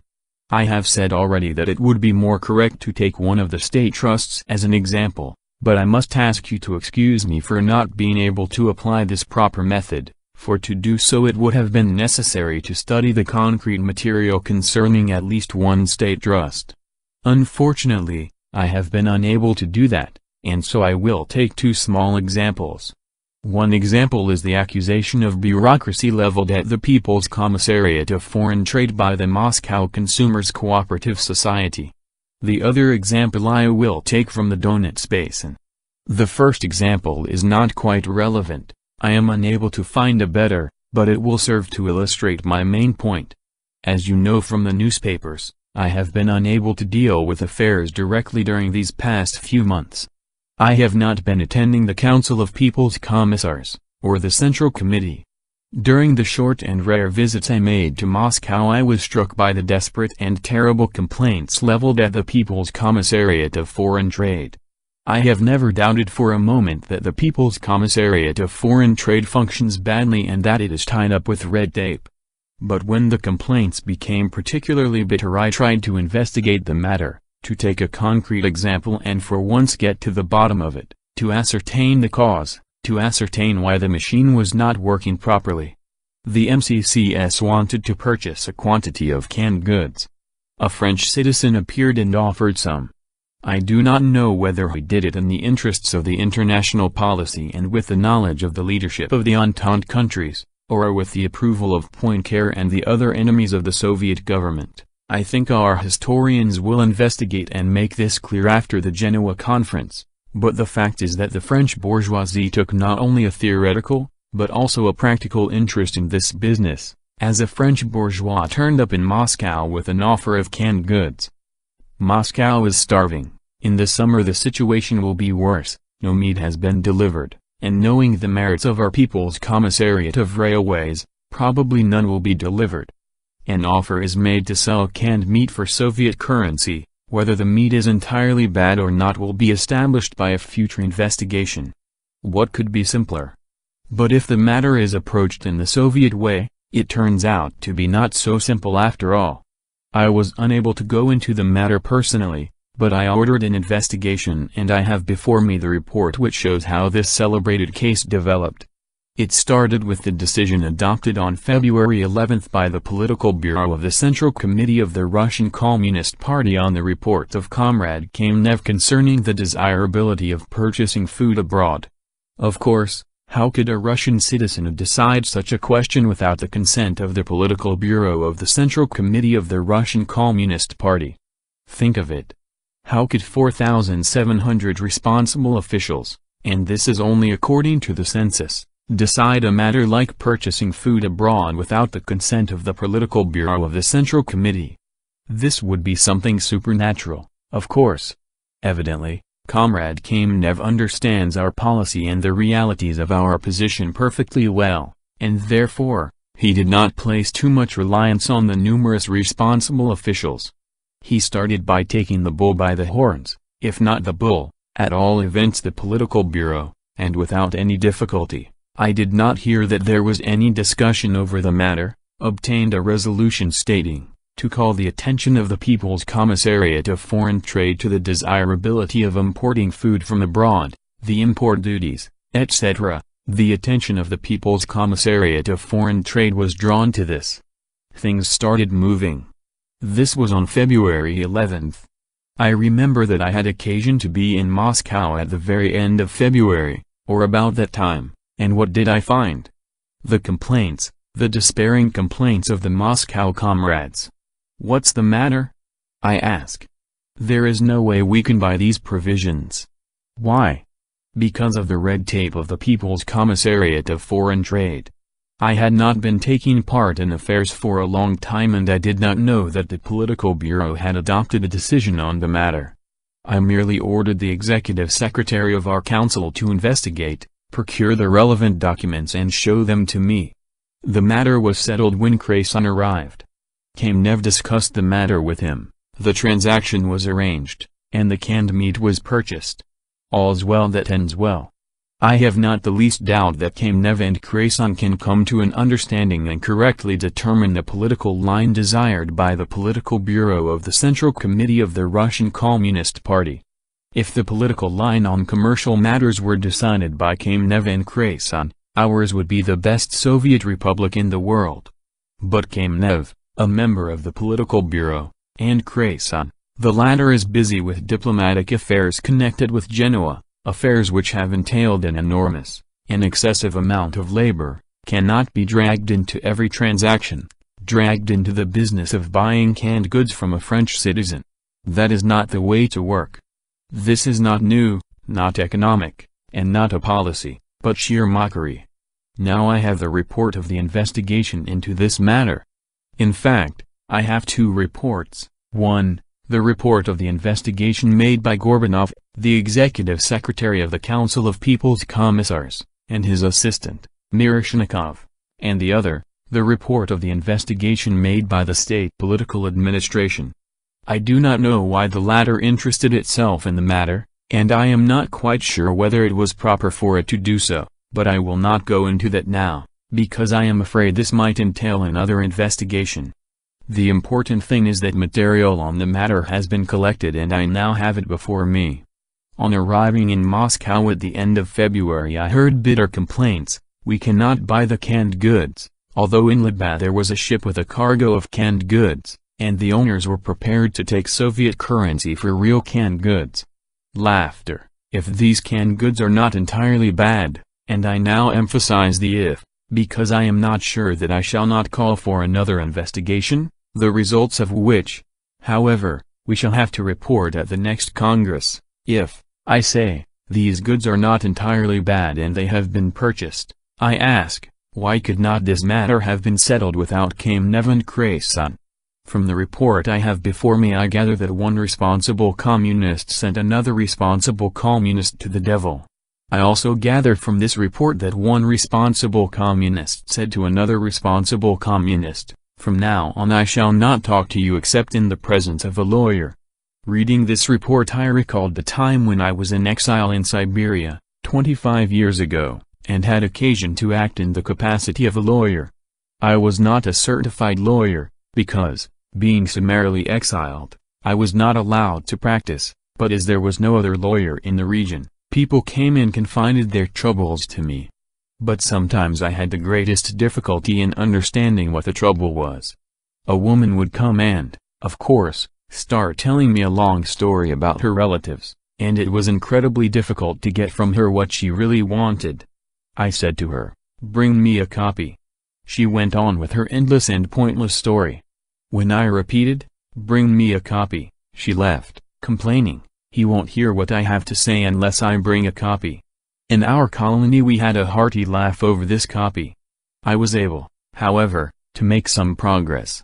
People came to me, brought copies of the necessary documents, and I was able to gather what their trouble was, what they complained of, what ailed them. This was 25 years ago, in Siberia, in a place many hundreds of versts from the nearest railway station. But why was it necessary, 3 years after the revolution, in the capital of the Soviet Republic, to have two investigations, the intervention of Kamenev and Krasin and the instructions of the Political Bureau to purchase canned goods? What was lacking? Political power? No. The money was forthcoming, so they had economic as well as political power. All the necessary institutions were available. What was lacking, then? Culture. 99 out of every 100 officials of the MCCS, against whom I have no complaint to make whatever, and whom I regard as excellent communists, and of the Commissariat of Foreign Trade lack culture. They were unable to approach the matter in a cultured manner. When I first heard of the matter I sent the following written proposal to the Central Committee, all the officials concerned of the Moscow government departments, except the members of the All-Russia Central Executive Committee, who, as you know, enjoy immunity, should be put in the worst prison in Moscow for 6 hours. And those of the People's Commissariat of Foreign Trade for 36 hours. And then it turned out that no one could say who the culprits were, laughter, and from what I have told you it is evident that the culprits will never be discovered. It is simply the usual inability of the Russian intellectuals to get things done, inefficiency and slovenliness. First they rush at a job, do a little bit, and then think about it, and when nothing comes of it, they run to complain to Kamenev and want the matter to be brought before the Political Bureau. Of course, all difficult state problems should be brought before the Political Bureau. I shall have to say something about that later on, but one should think first and then act. If you want to bring up a case, submit the appropriate documents. First send a telegram, and in Moscow we also have telephones. Send a telephone message to the competent department and a copy to Tsyarupa saying, I regard the transaction as urgent and will take proceedings against anyone guilty of red tape. One must think of this elementary culture, one must approach things in a thoughtful manner. If the business is not settled in the course of a few minutes, by telephone, collect the documents and say, if you start any of your red tape I shall have you clapped in jail. But not a moment's thought is given to the matter, there is no preparation, the usual bustle, several commissions, everybody is tired out, exhausted, run down, and things begin to move only when Kamenev is put in touch with Krasin. Ali, this is typical of what goes on not only in the capital, Moscow, but also in the other capitals, in the capitals of all independent republics and regions. And the same thing, even 100 times worse, constantly goes on in the provincial towns. In our struggle we must remember that communists must be able to reason. They may be perfectly familiar with the revolutionary struggle and with the state of the revolutionary movement all over the world, but if we are to extricate ourselves from desperate poverty and want, we need culture, integrity and an ability to reason. Many lack these qualities. It would be unfair to say that the responsible communists do not fulfill their functions conscientiously. The overwhelming majority of them, 99 out of 100, are not only conscientious, they proved their devotion to the revolution under the most difficult conditions before the fall of Tsarism, and after the revolution, they were ready to lay down their lives. Therefore, it would be radically wrong to attribute the trouble to lack of conscientiousness. We need a cultured approach to the simplest affairs of state. We must all understand that this is a matter of state, a business matter, and if obstacles arise we must be able to overcome them and take proceedings against those who are guilty of red tape. We have proletarian courts in Moscow, they must bring to account the persons who are to blame for the failure to effect the purchase of several tens of thousands of pounds of canned food. I think the proletarian courts will be able to punish the guilty, but in order to punish, the culprits must be found. I assure you that in this case no culprits will be found. I want you all to look into this business, no one is guilty, all we see is a lot of fuss and bustle and nonsense. Nobody has the ability to approach the business properly, nobody understands that affairs of state must not be tackled in this way. And all the white guards and saboteurs take advantage of this. At one time we waged a fierce struggle against the saboteurs, that struggle confronts us even now. There are saboteurs today, of course, and they must be fought. But can we fight them when the position is as I have just described it? This is worse than any sabotage. The saboteur could wish for nothing better than that two communists should argue over the question of when to appeal to the Political Bureau for instructions on principles and buying food, and of course he would soon slip in between them and egg them on. If any intelligent saboteur were to stand behind these communists, or behind each of them in turn, and encourage them, that would be the end. The matter would be doomed forever. Who is to blame?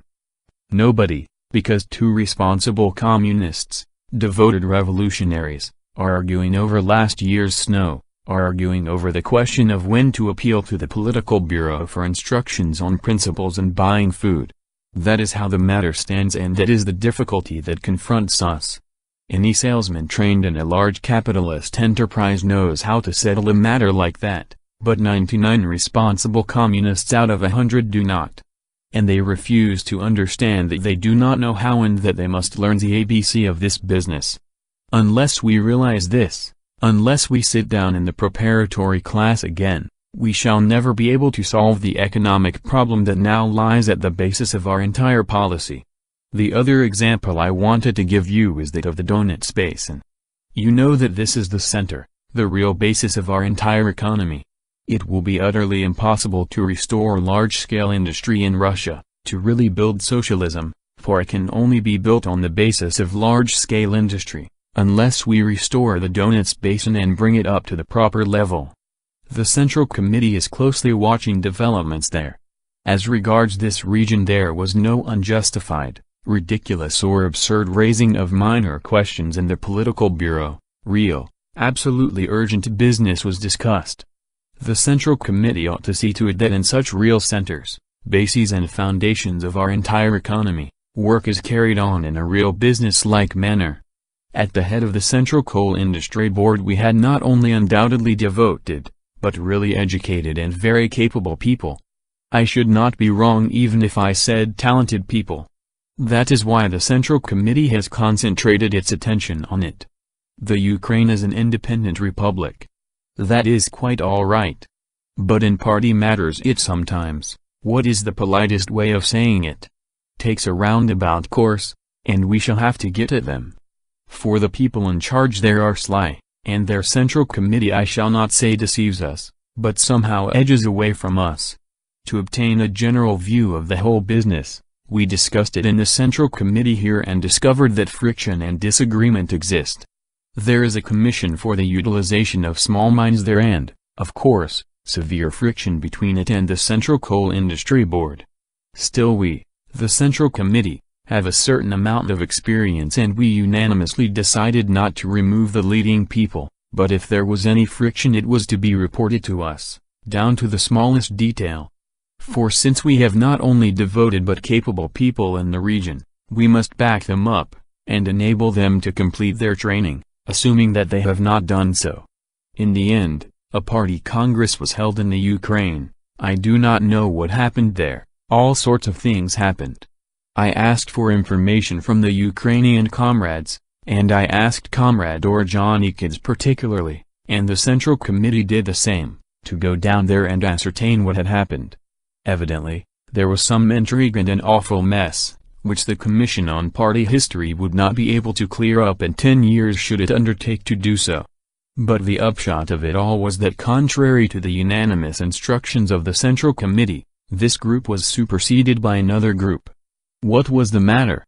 In the main, notwithstanding all its good qualities, a section of the group made a mistake. They were overzealous in their methods of administration. There we have to deal with workers. Very often the word workers is taken to mean the factory proletariat. But it does not mean that at all. During the war people who were by no means proletarians went into the factories. They went into the factories to dodge the war. Are the social and economic conditions in our country today such as to induce real proletarians to go into the factories? No. It would be true according to Marx, but Marx did not write about Russia, he wrote about capitalism as a whole, beginning with the 15th century. It held true over a period of 600 years, but it is not true for present-day Russia. Very often those who go into the factories are not proletarians, they are casual elements of every description.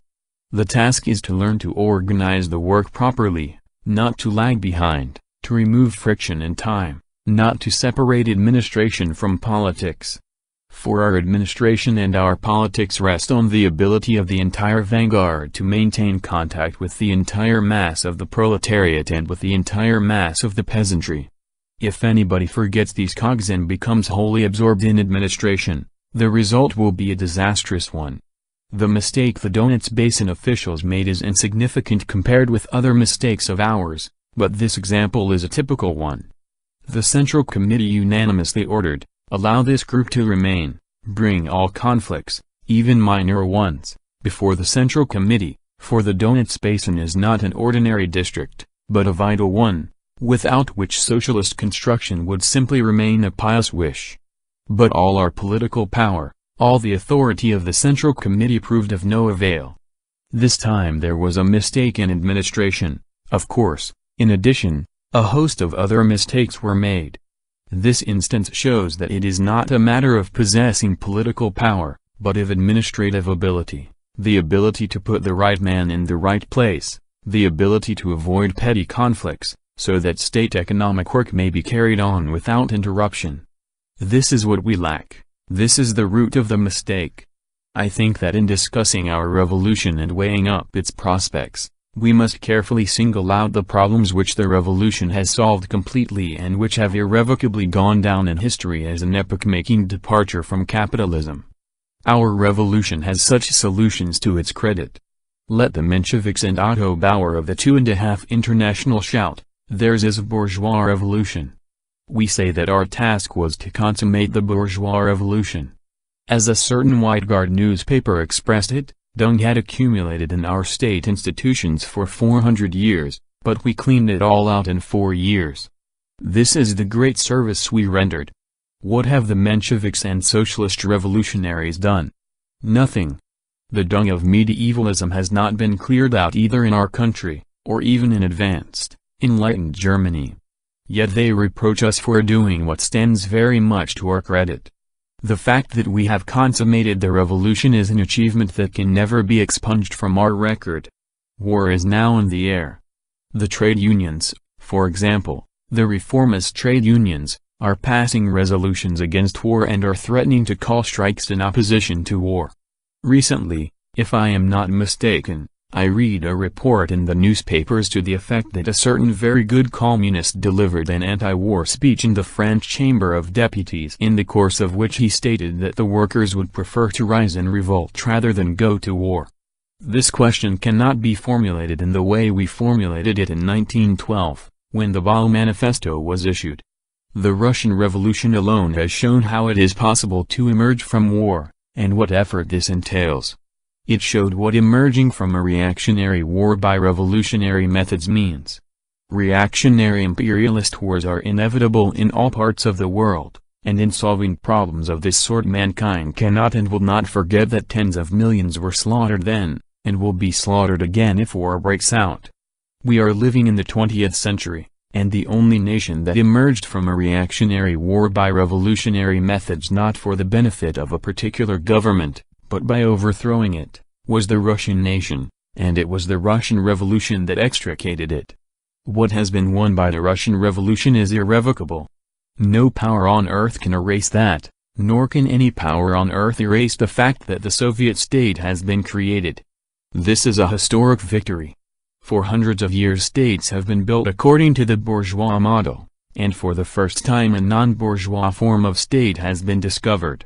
Our machinery of government may be faulty, but it is said that the first steam engine that was invented was also faulty. No one even knows whether it worked or not, but that is not the important point. The important point is that it was invented. Even assuming that the first steam engine was of no use, the fact is that we now have steam engines.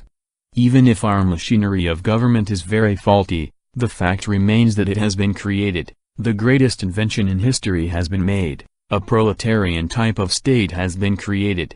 Therefore, let all Europe, let thousands of bourgeois newspapers broadcast news about the horrors and poverty that prevail in our country, about suffering being the sole lot of the working people in our country. The workers all over the world are still drawn towards the Soviet state.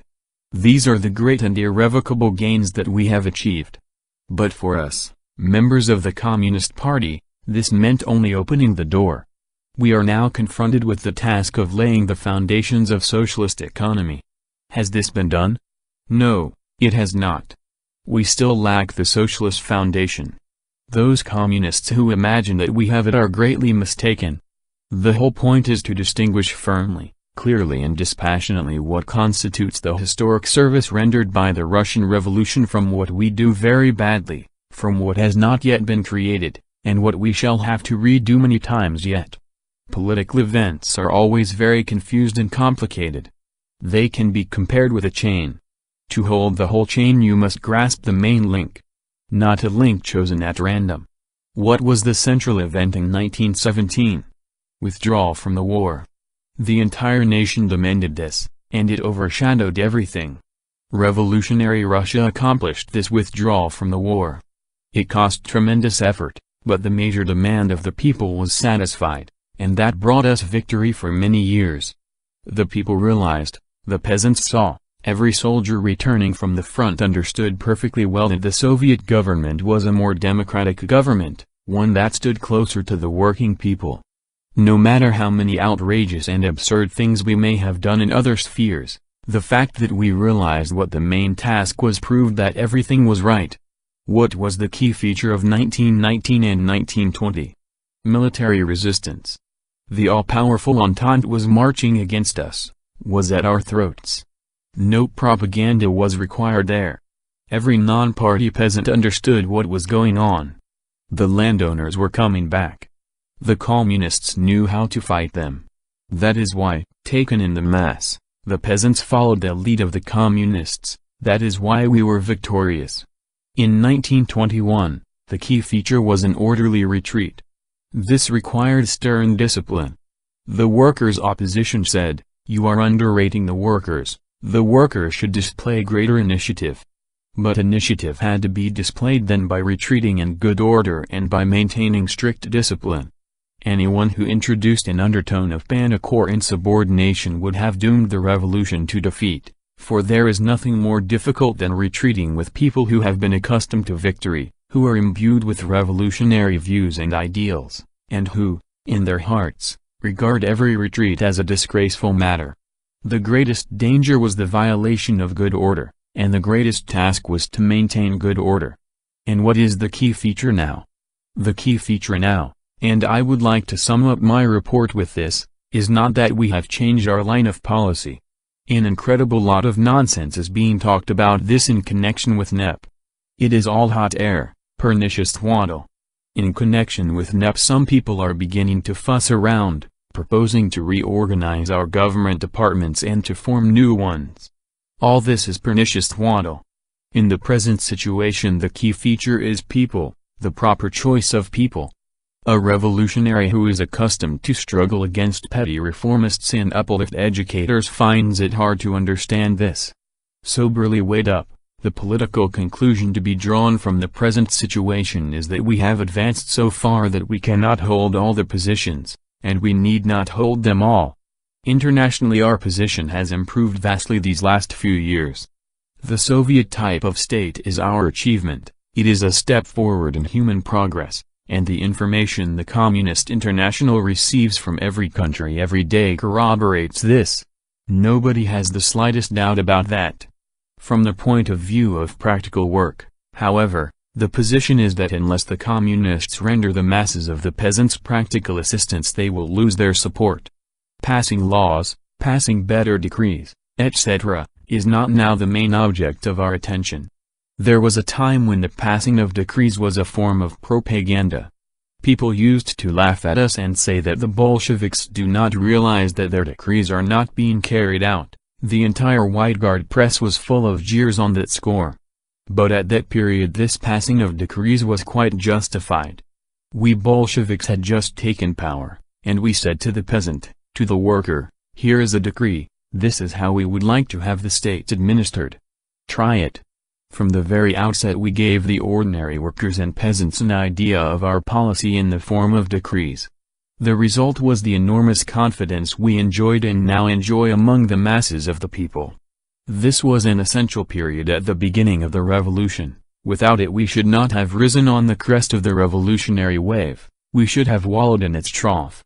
Without it we should not have won the confidence of all the workers and peasants who wanted to build their lives on new lines. But this period has passed, and we refuse to understand this. Now the peasants and workers will laugh at us if we order this or that government department to be formed or reorganized.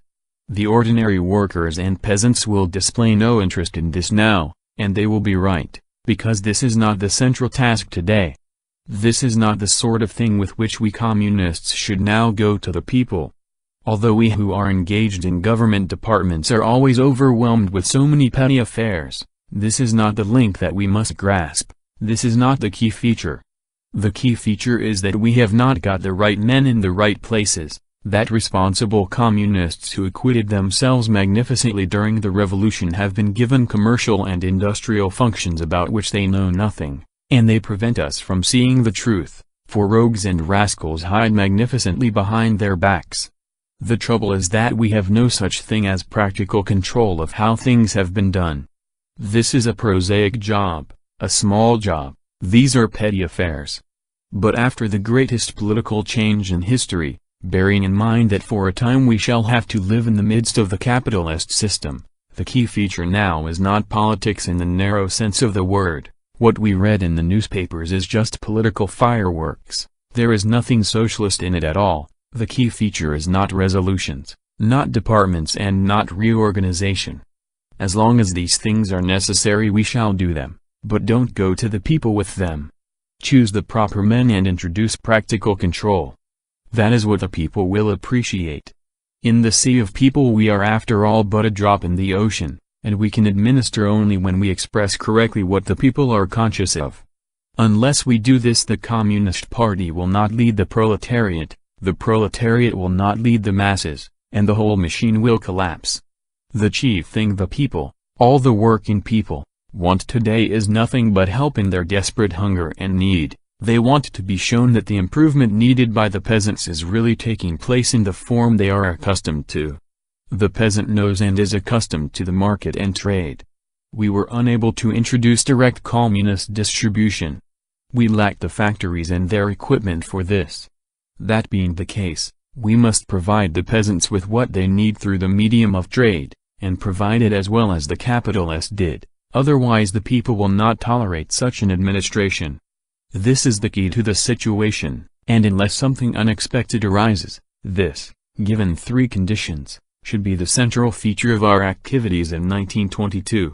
The first condition is that there shall be no intervention.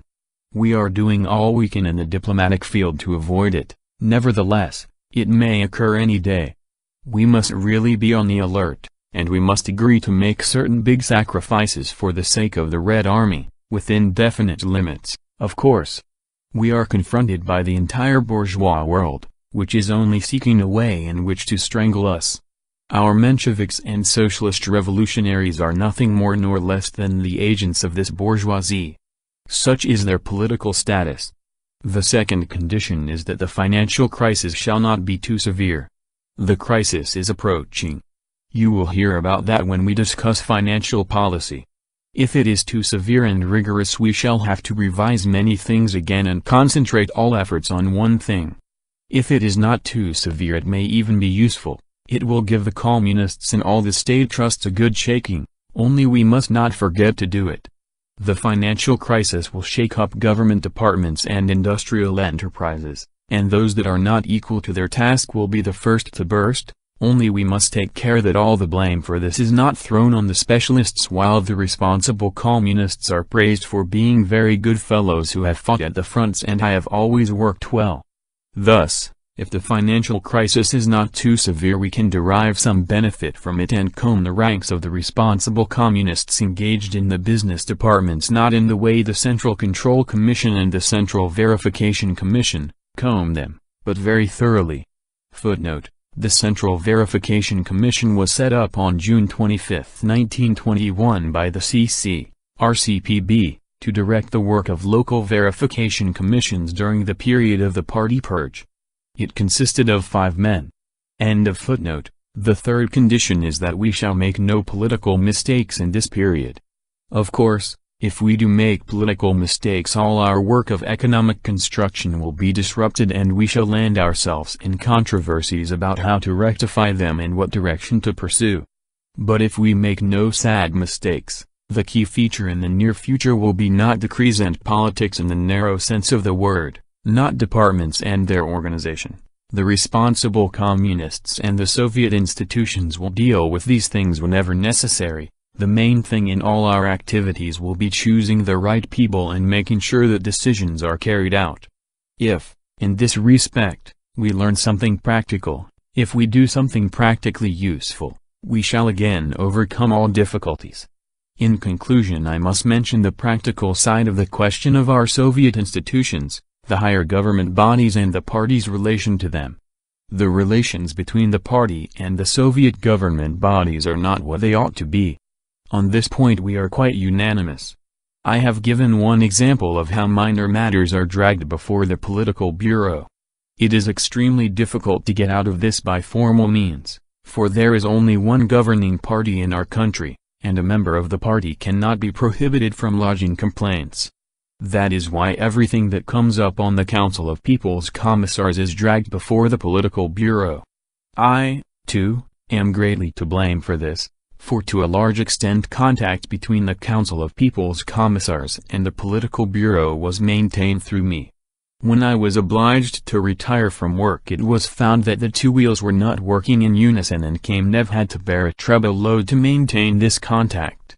Inasmuch as it is barely probable that I shall return to work in the near future, All hope devolves on the fact that there are two other deputies, Comrade Tsayarupa, who has been cleansed by the Germans, and Comrade Rykov, whom they have splendidly cleansed. It seems that even Wilhelm, the German emperor, has stood us in good stead. I never expected it. He had a surgeon, who happened to be the doctor treating Comrade Rykov, and he removed his worst part, keeping it in Germany, and left the best part intact, sending that part of Comrade Rykov thoroughly cleansed to us. If that method continues to be used, it will be a really good thing. Joking aside, a word or two about the main instructions. On this point there is complete unanimity on the Central Committee, and I hope that the Congress will pay the closest attention to it and endorse the instructions that the Political Bureau and the Central Committee be relieved of minor matters, and that more should be shifted to the responsible officials. The People's Commissars must be responsible for their work and should not bring these matters up first on the Council of People's Commissars and then on the Political Bureau. Formally, we cannot abolish the right to lodge complaints with the Central Committee, for our party is the only governing party in the country. But we must put a stop to the habit of bringing every petty matter before the Central Committee. We must raise the prestige of the Council of People's Commissars. The commissars and not the deputy commissars must mainly attend the meetings of the council. The functions of the council must be changed in the direction in which I have not succeeded in changing them during the past year, that is, it must pay much more attention to executive control. We shall have two more deputies, Rykov and Tsayarupa. When Rykov was in the Extraordinary Authorized Council of Workers and Peasants' Defense for the supply of the Red Army and Navy, he tightened things up and the work went well. Tsayarupa organized one of the most efficient people's commissariats. If together they make the maximum effort to improve the people's commissariats in the sense of efficiency and responsibility, we shall make some, even if a little, progress here. We have 18 people's commissariats, of which not less than 15 are of no use at all. Efficient people's commissars cannot be found everywhere, and I certainly hope that people give this more of their attention. Comrade Rykov must be a member of the Central Committee Bureau and of the Presidium of the All-Russia Central Executive Committee, because there must be a tie-up between these two bodies, for without this tie-up the main wheels sometimes spin in the air. In this connection, we must see to it that the number of commissions of the Council of People's Commissars and of the Council of Labor and Defense is reduced. These bodies must know and settle their own affairs and not split up into an infinite number of commissions. A few days ago the commissions were overhauled. It was found that there were 120 of them. How many were necessary? 16. And this is not the first cut.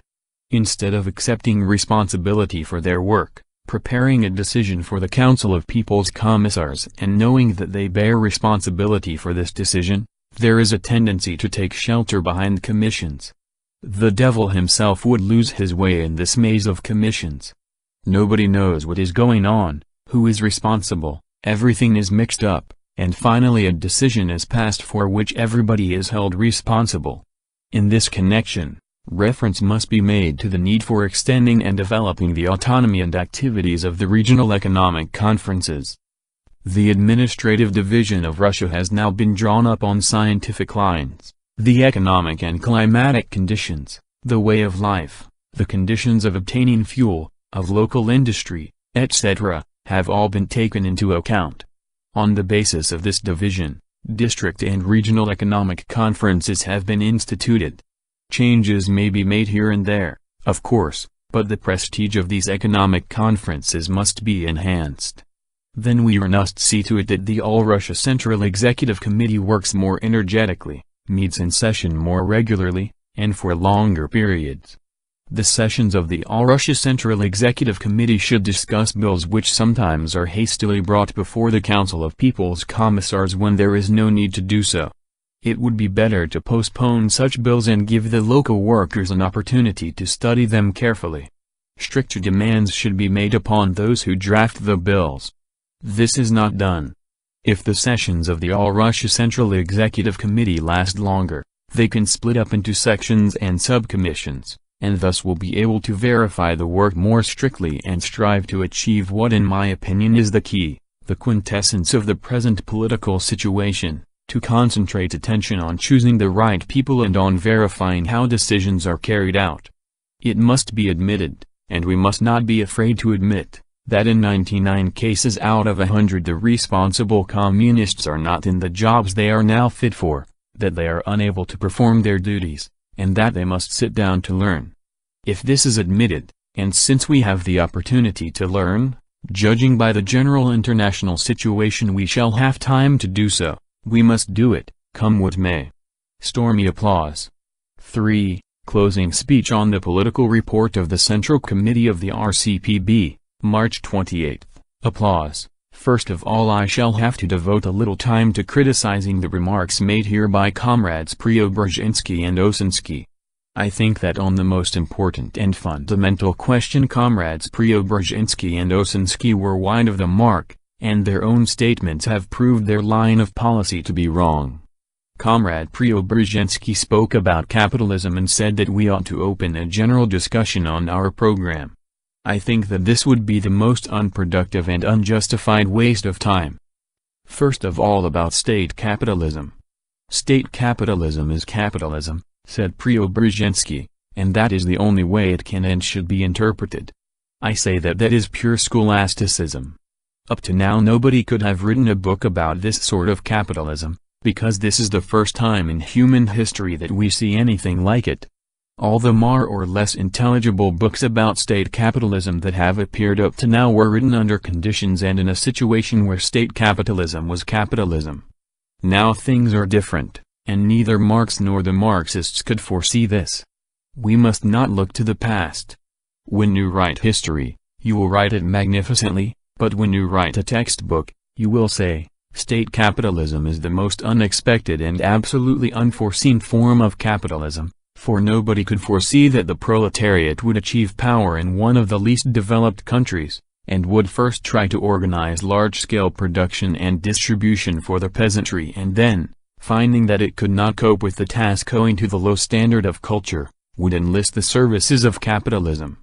Nobody ever foresaw this, but it is an incontrovertible fact.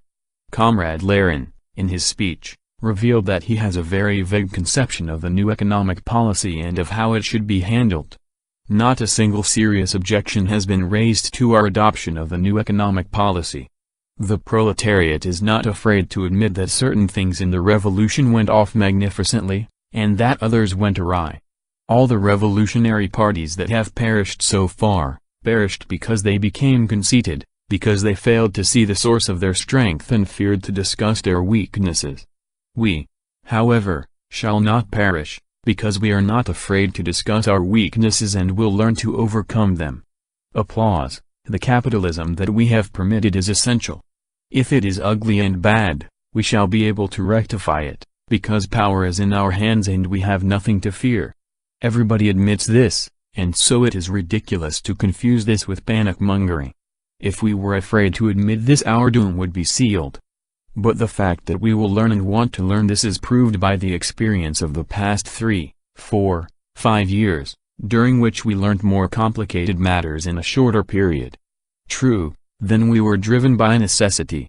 During the war we were driven very hard. I think there was neither a front nor a campaign in which we were not hard pressed.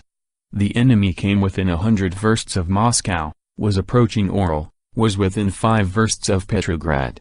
That was the time we really woke up and began to learn and to put the lessons we had learnt into practice, and we drove out the enemy. The position now is that we have to deal with an enemy in mundane economics, and this is 1,000 times more difficult. The controversies over state capitalism that have been raging in our literature up to now could at best be included in textbooks on history. I do not in the least deny that textbooks are useful, and recently I wrote that it would be far better if our authors devoted less attention to newspapers and political twaddle and wrote textbooks, as many of them, including Comrade Lenin, could do splendidly. His talent would prove most useful on work of this kind, and we would solve the problem that Comrade Trotsky emphasized so well when he said that the main task at the present time is to train the younger generation, but we have nothing to train them with. Indeed, from what can the younger generation learn the social sciences? From the old bourgeois junk. This is disgraceful. And this is at a time when we have hundreds of Marxist authors who could write textbooks on all social problems, but do not do so because their minds are taken up with other things. As regards state capitalism, we ought to know what should be the slogan for agitation and propaganda, what must be explained, what we must get everyone to understand practically. And that is that the state capitalism that we have now is not the state capitalism that the Germans wrote about. It is capitalism that we ourselves have permitted. Is that true or not? Everybody knows that it is true. At a Congress of Communists we passed a decision that state capitalism would be permitted by the proletarian state, and we are the state. If we did wrong we are to blame and it is no use shifting the blame to somebody else. We must learn, we must see to it that in a proletarian country state capitalism cannot and does not go beyond the framework and conditions delineated for it by the proletariat, beyond conditions that benefit the proletariat. It was quite rightly pointed out here that we had to give consideration to the peasants as a mass, and enable them to trade freely. Every intelligent worker appreciates that this is necessary for the proletarian dictatorship, and only Comrade Shliapnikov can joke about and mock it. This is appreciated by everybody and has been chewed over 1,000 times, but you simply refuse to understand it. If under present conditions the peasant must have freedom to trade within certain limits, we must give it to him, but this does not mean that we are permitting trade in raw brandy. We shall punish people for that sort of trade.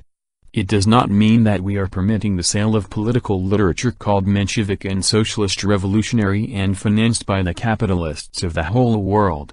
That is what I meant when I mentioned machine guns, and Comrade Shliapnikov should have understood it. What he says is nonsensical. You will not frighten anybody and you will not win any sympathy. Applause. Laughter. Poor Shliapnikov. Lenin had planned to use machine guns against him. What I had in mind was party disciplinary measures, and not machine guns as such. When we talk about machine guns we have in mind the people in this country whom we call Mensheviks and Socialist Revolutionaries and who argue as follows: you say you are retreating towards capitalism, and we say the same thing, we agree with you.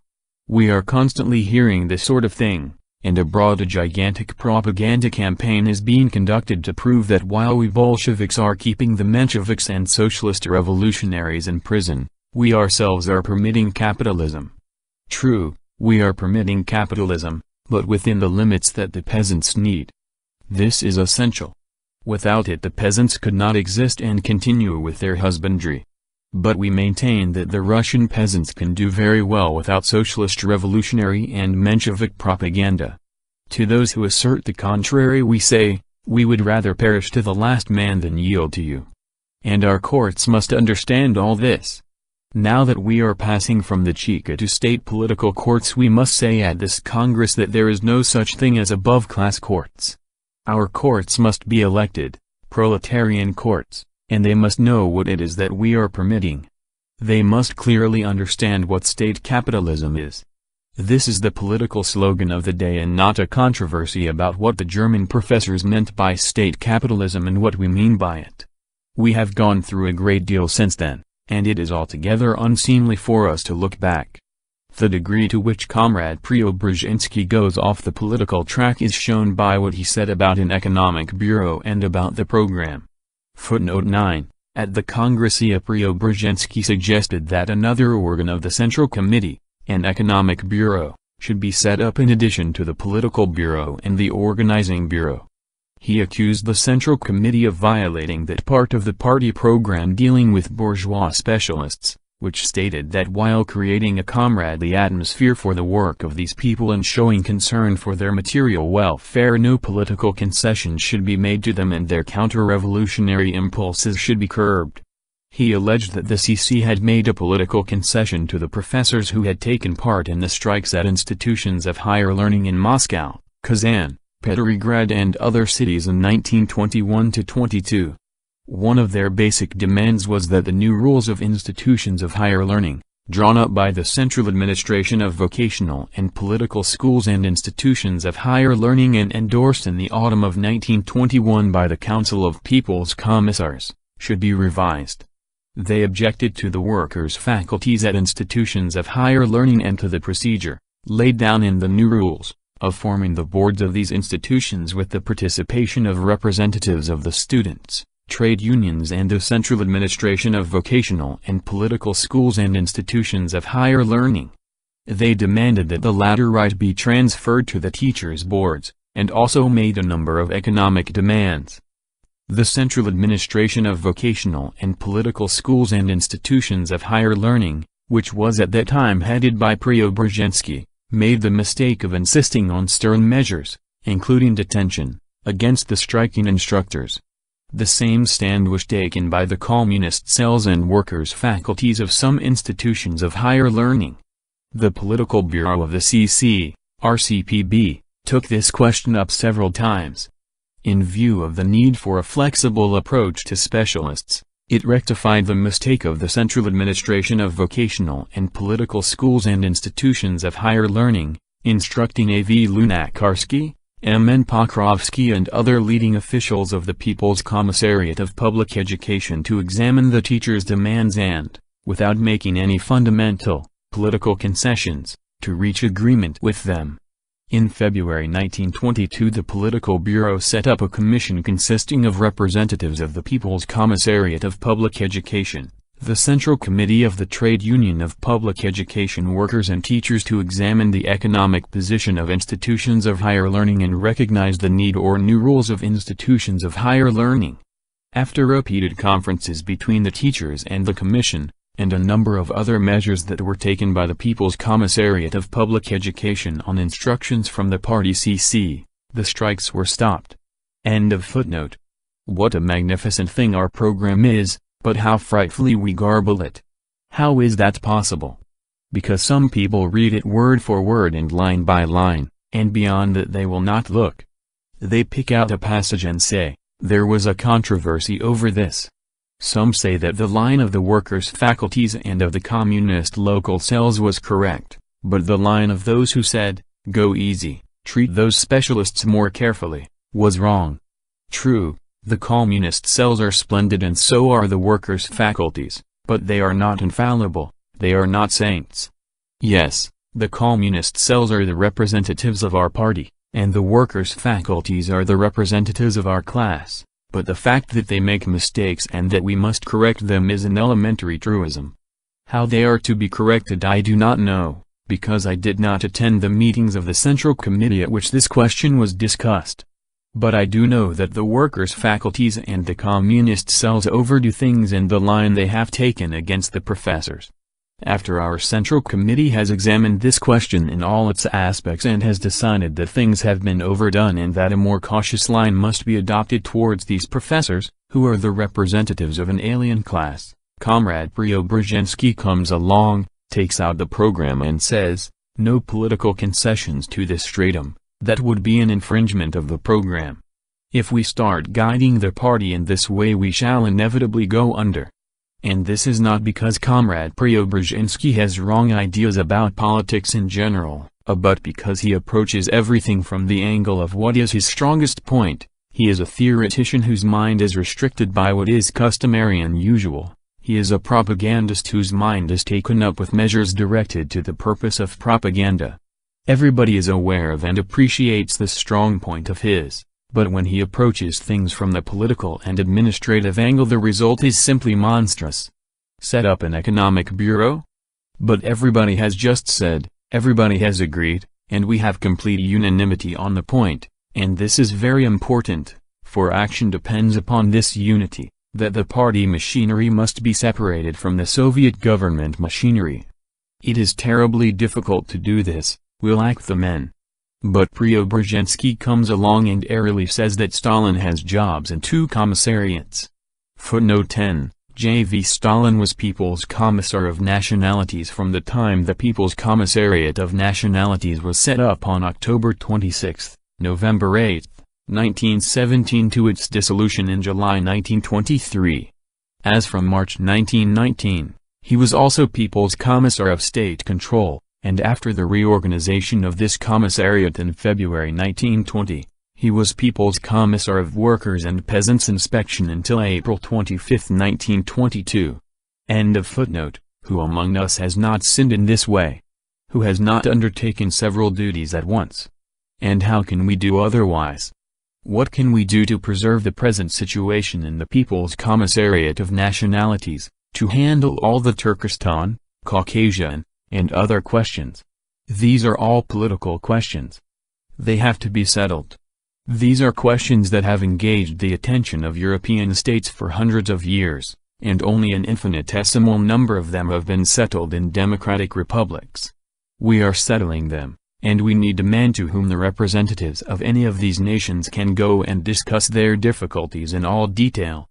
Where can we find such a man? I don't think Comrade Preobrazhensky could suggest any better candidate than Comrade Stalin. The same thing applies to the workers' and peasants' inspection.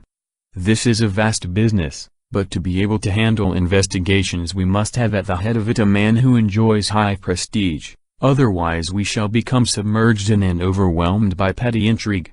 Comrade Preobrazhensky proposes that an economic bureau should be set up, but if we do that all our talk about separating party activities from Soviet government activities will be just hot air. Comrade Preobrazhensky proposes what appears to be a splendid scheme, on the one hand the political bureau, then the economic bureau, and then the organizing bureau. But all of this is very fine only on paper. In actual practice it is ridiculous. I positively cannot understand how, after Soviet power has been in existence for 5 years, a man who has an intuition for vital politics can make and insist upon such a proposal. What is the difference between the organizing bureau and the political bureau? You cannot draw a hard and fast line between a political question and an organization question. Any political question may be an organization question, and vice versa. Only after established practice had shown that questions could be transferred from the organizing bureau to the political bureau was it possible to organize the work of the Central Committee properly. Has anybody ever proposed anything different? No, because no other rational solution can be proposed. Political questions cannot be mechanically separated from organization questions. Politics are conducted by definite people, but if other people are going to draft documents, nothing will come of it. You know perfectly well that there have been revolutions in which parliamentary assemblies drafted documents which were put into effect by people from another class. This led to friction, and they were kicked out. Organization questions cannot be separated from politics. Politics are concentrated economics. Comrade Kozyur complained about the Central Committee and mentioned names. I have written them all down. I am not personally familiar with the subject, and so I cannot answer, but if you, as the party Congress, are interested, it is your duty to elect a commission to investigate every case and subject Kozyur and the persons concerned to examination by third degree. The whole point here is that if the Central Committee is deprived of the right to distribute forces, it will be unable to direct policy. Although we make mistakes when we transfer people from one place to another, nevertheless, I take the liberty of asserting that all the time it has been functioning, the political bureau of the Central Committee has made the minimum of mistakes. This is not self-praise. The activities of the political bureau are tested not by commissions, not by people appointed by our party, but by the White Guards, by our enemies, and the proof is the results of its policy, in which no serious mistakes have been committed. Comrade Osinski's strong point is that if he undertakes anything he pursues it with energy and vigor. We must do all we can to cultivate this strong point of his and to curb his weak points, even if Osinski raises a howl. He is such a vigorous fellow, this must be done, otherwise, as a worker, he will be done for. We on the Central Committee have taken measures which, I think, will combine his weak points with his strong ones. If I wanted to polemize with Comrade Osinski, which I do not want to do, I would say that the weightiest evidence that could be brought against him is the speech he delivered here today. I would have it printed and posted up on a board. There was once a man, a deputy people's commissar and a leading figure in one of the most important people's commissariats, and foremost among those who can draw up a platform on any question. This man proposes that we should adopt the cabinet system. Footnote: N. Osinski, V.V. Obolensky, speaking at the Congress, proposed that a cabinet of commissars be set up. His suggestion was that it should be formed not by the All-Russia Central Executive Committee but unilaterally by its chairman, who would be responsible to R.C.P. While Osinski spoke, Lenin made the following entry in his notebook: set up a cabinet, one member should form the cabinet. Lenin Miscellany 13, 1930, page 22. End of footnote. I assert that this man is absolutely done for. I will not go into this in detail, or polemize. What interests me most is that Comrade Osinski's vast energy should be directed into proper channels. If Comrade Osinski does not, in a comradely way, heed the advice that has been often given to him by the Central Committee, and for which I have been largely responsible, and if he does not moderate his zeal in this matter, he will inevitably find himself in the mire, as he found himself today. This is very unpleasant for a man who is fond of displaying his character, and it is quite legitimate for a man gifted with a strong character to want to display it. Would to God that everybody had such a character to display! But the Central Committee must see to it that this character is displayed for a useful purpose. The Central Committee must see to it that this talk about a cabinet is cut short, even if the man who undergoes this circumcision, so to speak, complains about it. This will be beneficial. He must put a curb on his talents to prevent himself from landing in the mire, and he must consult comrades in the other people's commissariats and adhere to the general line. Has any one of our commissariats done anything without controversy? Improvement of the system of administration and the psychological mobilization of the masses. This is sheer murder. If the Congress were to adopt this politically reactionary point of view, it would be the surest and best method of committing suicide. Improvement of the system of administration? Pray God that we succeed, at least, in getting out of the muddle that we are in today. We have no system? For 5 years we have been spending our best efforts in the endeavor to create this system. This system is a tremendous step forward. The machinery of state is faulty. Do we know what the trouble is? We do not. But Comrade Osinski talks as if he does. Why, he can sit down and in 10 minutes devise a whole system of administration. It will be harmful and a political mistake if his zeal is not curbed. In other channels, however, the zeal he is displaying now will be very useful. Well, that's one illustration. And then Comrades Preobrazhensky and Osinski bore out in their comments what I said about the most important thing, and Comrade Lenin proved it still more thoroughly. Look what he did. He hurled accusations at me and laughed and jested very merrily. He does this magnificently. This is his strong point. If Comrade Lenin could display this strong point of his in some field other than that of state activities, he would be 1,000 times more useful for our republic, for he is a very capable man and has a vivid imagination. This quality is extremely valuable. It is wrong to think that only poets need imagination. That is a silly prejudice. It is needed even in mathematics. It would have been impossible to discover the differential and integral calculus without imagination. Imagination is a very valuable asset, but Comrade Lenin has a little too much of it. I would say, for example, that if Comrade Lenin's stock of imagination were divided equally among all the members of the R.C.P., there would be very good results. Laughter. Applause. But until we can perform this operation, Comrade Lenin must be kept away from state, administrative, planning, and economic affairs. Otherwise, we shall have the same thing occurring as did in the old Supreme Economic Council, when Comrade Zhukov had not yet recovered, and affairs were directed and documents signed by Lenin on behalf of the entire Supreme Economic Council. Things were run badly not because Comrade Lenin displayed his worst qualities, but on the contrary, it was because he displayed his best qualities, and nobody can have even a shadow of doubt about his devotion and knowledge of affairs. Nevertheless, things were run badly. This is exactly what I said.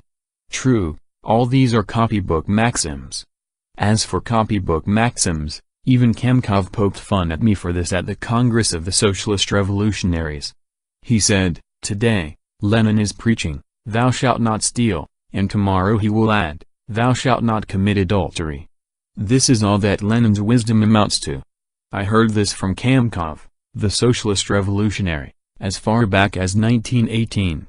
And if Kamkov, who backed these arguments with artillery, made no impression on anyone, what impression can Comrade Lenin's jokes make? Now we must concentrate all our attention on the major problems of our new economic policy. Here Comrade Lenin tried to divert the party onto the wrong road. If he were engaged with matters on which he could usefully display his numerous talents, where he could be of great benefit to the younger generation, and where he would not play such a trick as he played in the State Planning Commission, it would be entirely different. If he were engaged in such work he would make an impression on the younger generation. I think I am speaking plainly enough, and we should not have the confusion that he has caused here. Footnote: At the Congress, Lenin alleged that an authorized body of the State Planning Commission had proposed that at the Genoa conference the Soviet delegation should offer to lease, as a concession, 3/4 of the country's railways, the Petrograd-Rybinsk waterway, the iron and steel plants in the Urals with a railway network of 3,000 versts, and the power engineering industry. This allegation was refuted by G.M. Kurzanovsky.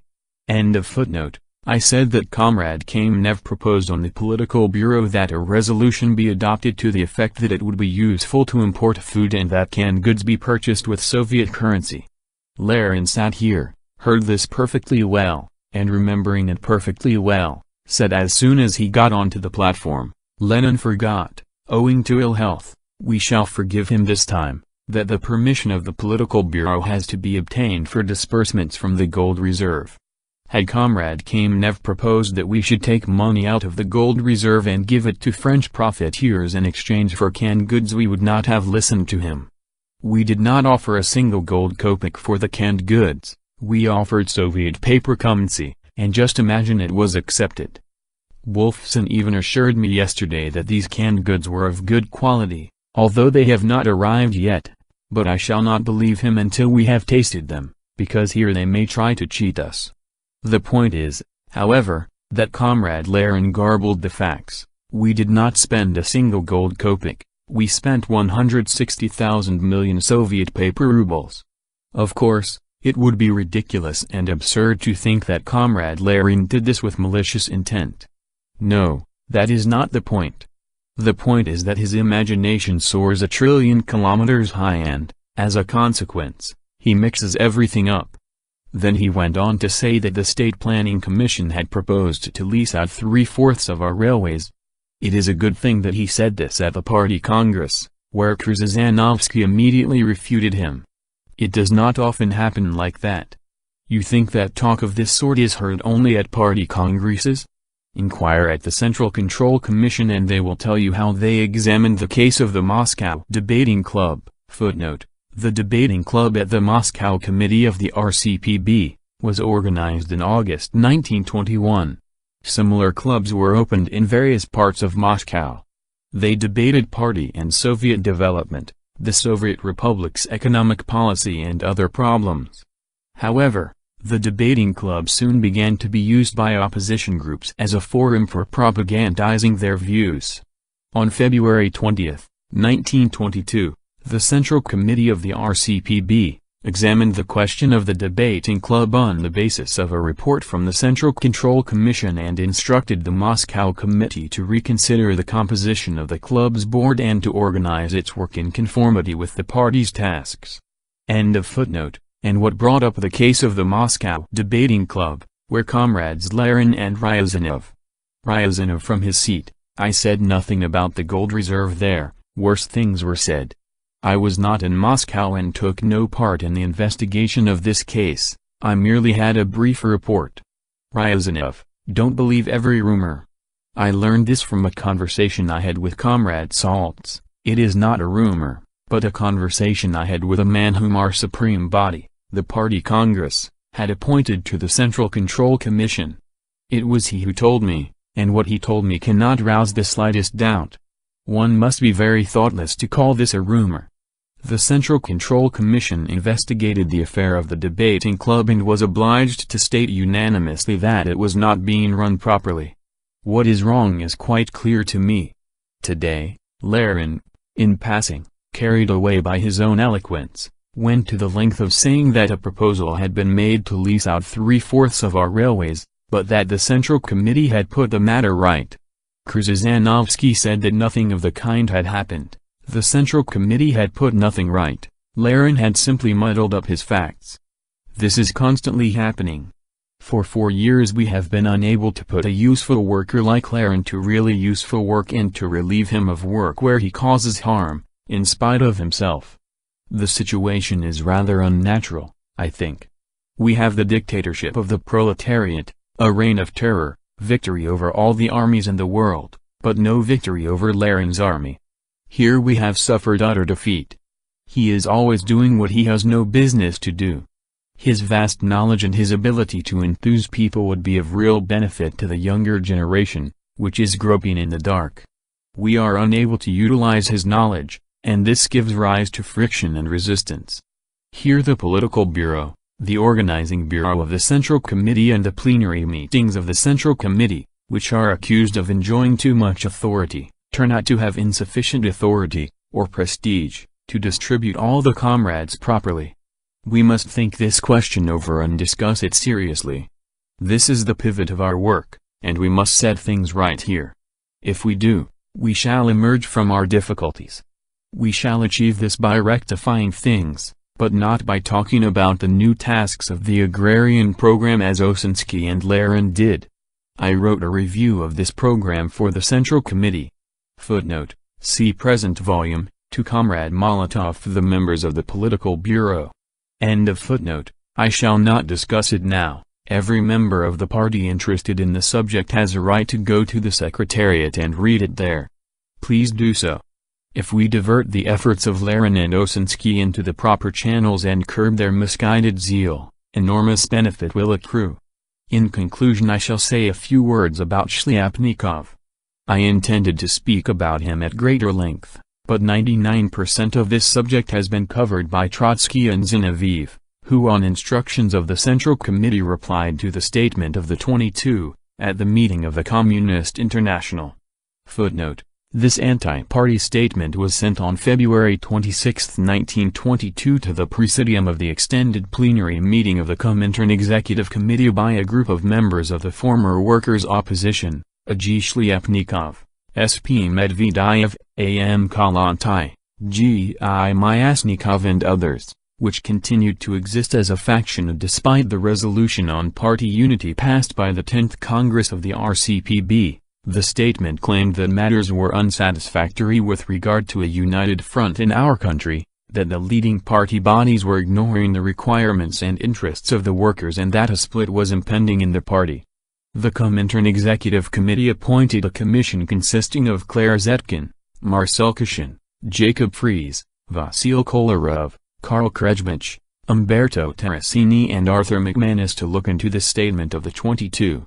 On March 4, on the basis of the report of this commission, a plenary meeting of the Comintern Executive Committee, with 4 abstentions, passed a resolution rejecting the accusations in the statement and censured the stand of the 22 as running counter to the decisions of the 10th Congress of the R.C.P. The 11th Congress of the R.C.P. appointed a commission of 19 persons to examine the statement of the 22. On April 2, on the basis of the report of this commission, a closed session of the Congress adopted a special resolution on certain members of the former workers' opposition, in which it stigmatized the anti-party behavior of members of the workers' opposition group, and warned the leaders of the group that they would be expelled from the party if they renewed their factional activity. End of footnote. Firstly, Comrade Shliapnikov pretended not to understand why I referred to machine guns and panic mongers, and he jokingly said that he had been tried lots of times. Of course, comrades, it is not a bad thing to make a joke. One cannot speak at a big meeting without cracking a joke or two, because one's audience gets weary. One must be human. But there are certain things that one must not joke about. There is such a thing as party unity. At a time when we are completely surrounded by enemies, when the international bourgeoisie is sufficiently astute to shift Milyakov to the left, to supply the socialist revolutionaries with money for the publication of all sorts of newspapers and to incite van der Velde and Otto Bauer to launch a campaign against the trial of the socialist revolutionaries and to howl that the Bolsheviks are brutes, when all these people, who have studied politics for ages and have thousands of millions of gold rubles, francs, etc., at their disposal, are arrayed against us. For Comrade Shliapnikov to crack jokes and to say, "I have been tried by the Central Committee," and so forth, is a deplorable thing, comrades. The Party Congress must draw definite conclusions. We do not arrange trials at the Central Committee for nothing. Comrade Shliapnikov was tried by the Central Committee, and we were short of 3 votes to expel him from the party. Footnote: on a motion proposed by Lenin, the joint sitting of the plenary meeting of the Central Committee and the Central Control Commission on August 9, 1921, examined the question of expelling Shliapnikov from the Central Committee and from the party for anti-party activity. End of footnote. The members of the party gathered at this Congress should interest themselves in the matter and read the minutes of that meeting of the Central Committee. This is no laughing matter. You have a legitimate right to appeal to the Communist International. But a long time before that appeal was lodged, a large majority of the Central Committee was in favor of expelling Comrade Shliapnikov, only the necessary 2/3 vote was lacking. You cannot trifle with a thing like that. It will do you no harm to know that at the meeting of the Communist group at the Metal Workers' Congress, Comrade Shliapnikov openly advocated a split. Comrade Trotsky has already dealt with the significance of Comrade Kollonty's pamphlet. If we trifle with things like this, it will be utterly hopeless to expect that we shall hold on in the difficult situation in which we now find ourselves. I have indicated the 3 conditions under which it will be possible for us to hold on. First, that there shall be no intervention; second, that the financial crisis shall not be too severe; and third, that we shall make no political mistakes. One of the speakers stated that I said political complications. No, I said political mistakes. If we make no political mistakes, I say, 99% of the party membership will be with us, and so also will the non-party workers and peasants, who will understand that this is the time to learn. I remember that in the article he wrote on the anniversary of the Red Army, Comrade Trotsky said, "A year of tuition." This slogan applies equally to the party and to the working class. During this period we have rallied around us a vast number of heroic people who have undoubtedly made the turn in world history permanent. But this does not justify our failure to understand that we now have ahead of us a year of tuition. We are standing much more firmly on our feet today than we stood a year ago. Of course, even today the bourgeoisie may attempt another armed intervention, but they will find it much more difficult than before. It is much more difficult today than it was yesterday. To ensure ourselves the opportunity to learn, we must make no political mistakes. We must waste no time playing with the unity of the party, as Comrade Shliapnikov is doing. We cannot afford games of that kind. We know that the conflict within the party is costing us a great deal. Comrades, we must not forget this lesson. Concerning the past year, the Central Committee has every right to say that at the opening of this Congress there was less factional strife in the party, it was more united than last year. I do not want to boast that all factionalism in the party has vanished. But it is an incontrovertible fact that there is less factionalism in the party today. This has been proved. You know that the present workers' opposition is only a wreck of the former workers' opposition. Compare the signatures appended to the statement of the 22 with those appended to the platform that was issued before the 10th Congress. You will find that many of those signatures are missing. We must tell those people who legitimately use their right to appeal to the Communist International that they had no right to appeal on behalf of Myasnikov. The Myasnikov case came up last summer, footnote, in Motovilivka district, Perm Gubernia. G.I. Myasnikov organized an anti-party group which opposed the party's policy. On July 29, 1921, the organizing bureau of the CC, R.C.P. examined Myasnikov's statements in the Perm organization, found that they were directed against the party and set up a commission to investigate Myasnikov's activities. On August 22, acting on the basis of the report of this commission, the organizing bureau found Myasnikov's theses incompatible with party interests, prohibited him from speaking of his theses at official party meetings, recalled him from the Perm organization and placed him at the disposal of the Central Committee. Myasnikov disobeyed the Central Committee, returned to Motovilivka and continued his anti-party activities. At the same time, he tried to organize an anti-party group in Petrograd. After investigating his activities, the R.C.P. Commission proposed that he should be expelled from the party for repeated violations of party discipline and for organizing a special anti-party group in defiance of the 10th Party Congress decision on party unity. On February 20, 1922, the Political Bureau approved the Commission's decision on Myasnikov's expulsion from the party, with the provision that he should have the right to apply for party membership in a year. See 11th Congress of the R.C.P. Verbatim Report, Moscow, 1961, pages 748-49. End of footnote. I was not in Moscow at the time, but I wrote Myasnikov a long letter. See present edition, volume 32, pages 504-09, which he inserted in his pamphlet. I saw that he was a capable man and that it was worthwhile having a talk with him, but this man must be told that if he comes out with criticism of this sort it will not be tolerated.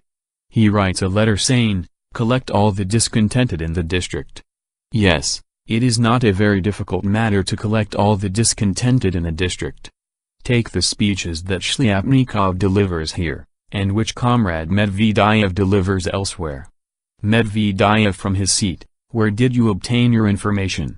"I obtained my information from the bodies appointed by the Congress of the R.C.P., the Organizing Bureau of the Central Committee, the Secretariat of the Central Committee, and the Central Control Commission.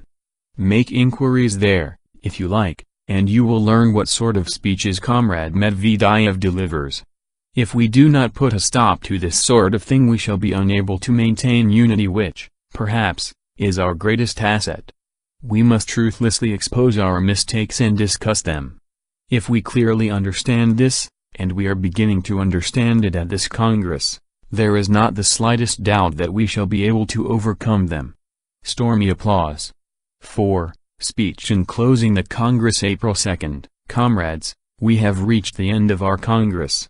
The first difference that strikes one in comparing this Congress with the preceding one is the greater solidarity, the greater unanimity and greater organizational unity that have been displayed. Only a small part of one of the sections of the opposition that existed at the last Congress has placed itself outside the party. On the trade union question and on the new economic policy no disagreements, or hardly any disagreements, have been revealed in our party. The radically and fundamentally new achievement of this Congress is that it has provided vivid proof that our enemies are wrong in constantly reiterating that our party is becoming senile and is losing its flexibility of mind and body. No. We have not lost this flexibility. When the objective state of affairs in Russia, and all over the world, called for an advance, for a supremely bold, swift and determined onslaught on the enemy, we made that onslaught. If necessary, we shall do it again and again. By that we raised our revolution to a height hitherto unparalleled in the world. No power on earth, no matter how much evil, hardship and suffering it may yet cause millions and hundreds of millions of people, can annul the major gains of our revolution, for these are no longer our but historic gains. But when in the spring of 1921 it turned out that the vanguard of the revolution was in danger of becoming isolated from the masses of the people, from the masses of the peasants, whom it must skillfully lead forward, we unanimously and firmly decided to retreat. And on the whole, during the past year we retreated in good revolutionary order. The proletarian revolutions maturing in all advanced countries of the world will be unable to solve their problems unless they combine the ability to fight heroically and to attack with the ability to retreat in good revolutionary order. The experience of the second period of our struggle, that is, the experience of retreat, will in the future probably be just as useful to the workers of at least some countries, as the experience of the first period of our revolution, that is, the experience of bold attack, will undoubtedly prove useful to the workers of all countries. Now we have decided to halt the retreat. This means that the entire object of our policy must be formulated in a new way. The central feature of the situation now is that the vanguard must not shirk the work of educating itself, of remolding itself, must not be afraid of frankly admitting that it is not sufficiently trained and lacks the necessary skill. The main thing now is to advance as an immeasurably wider and larger mass, and only together with the peasantry, proving to them by deeds, in practice, by experience, that we are learning, and that we shall learn to assist them, to lead them forward. In the present international situation, in the present state of the productive forces of Russia, this problem can be solved only very slowly, cautiously, in a business-like way, and by testing 1,000 times in a practical way every step that is taken.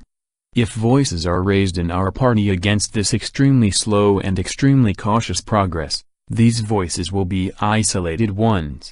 The party as a whole has understood, and will now prove by deeds that it has understood, that at the present time its work must be organized exactly along these lines, and since we have understood it, we shall achieve our goal. I declare the 11th Congress of the Russian Communist Party closed.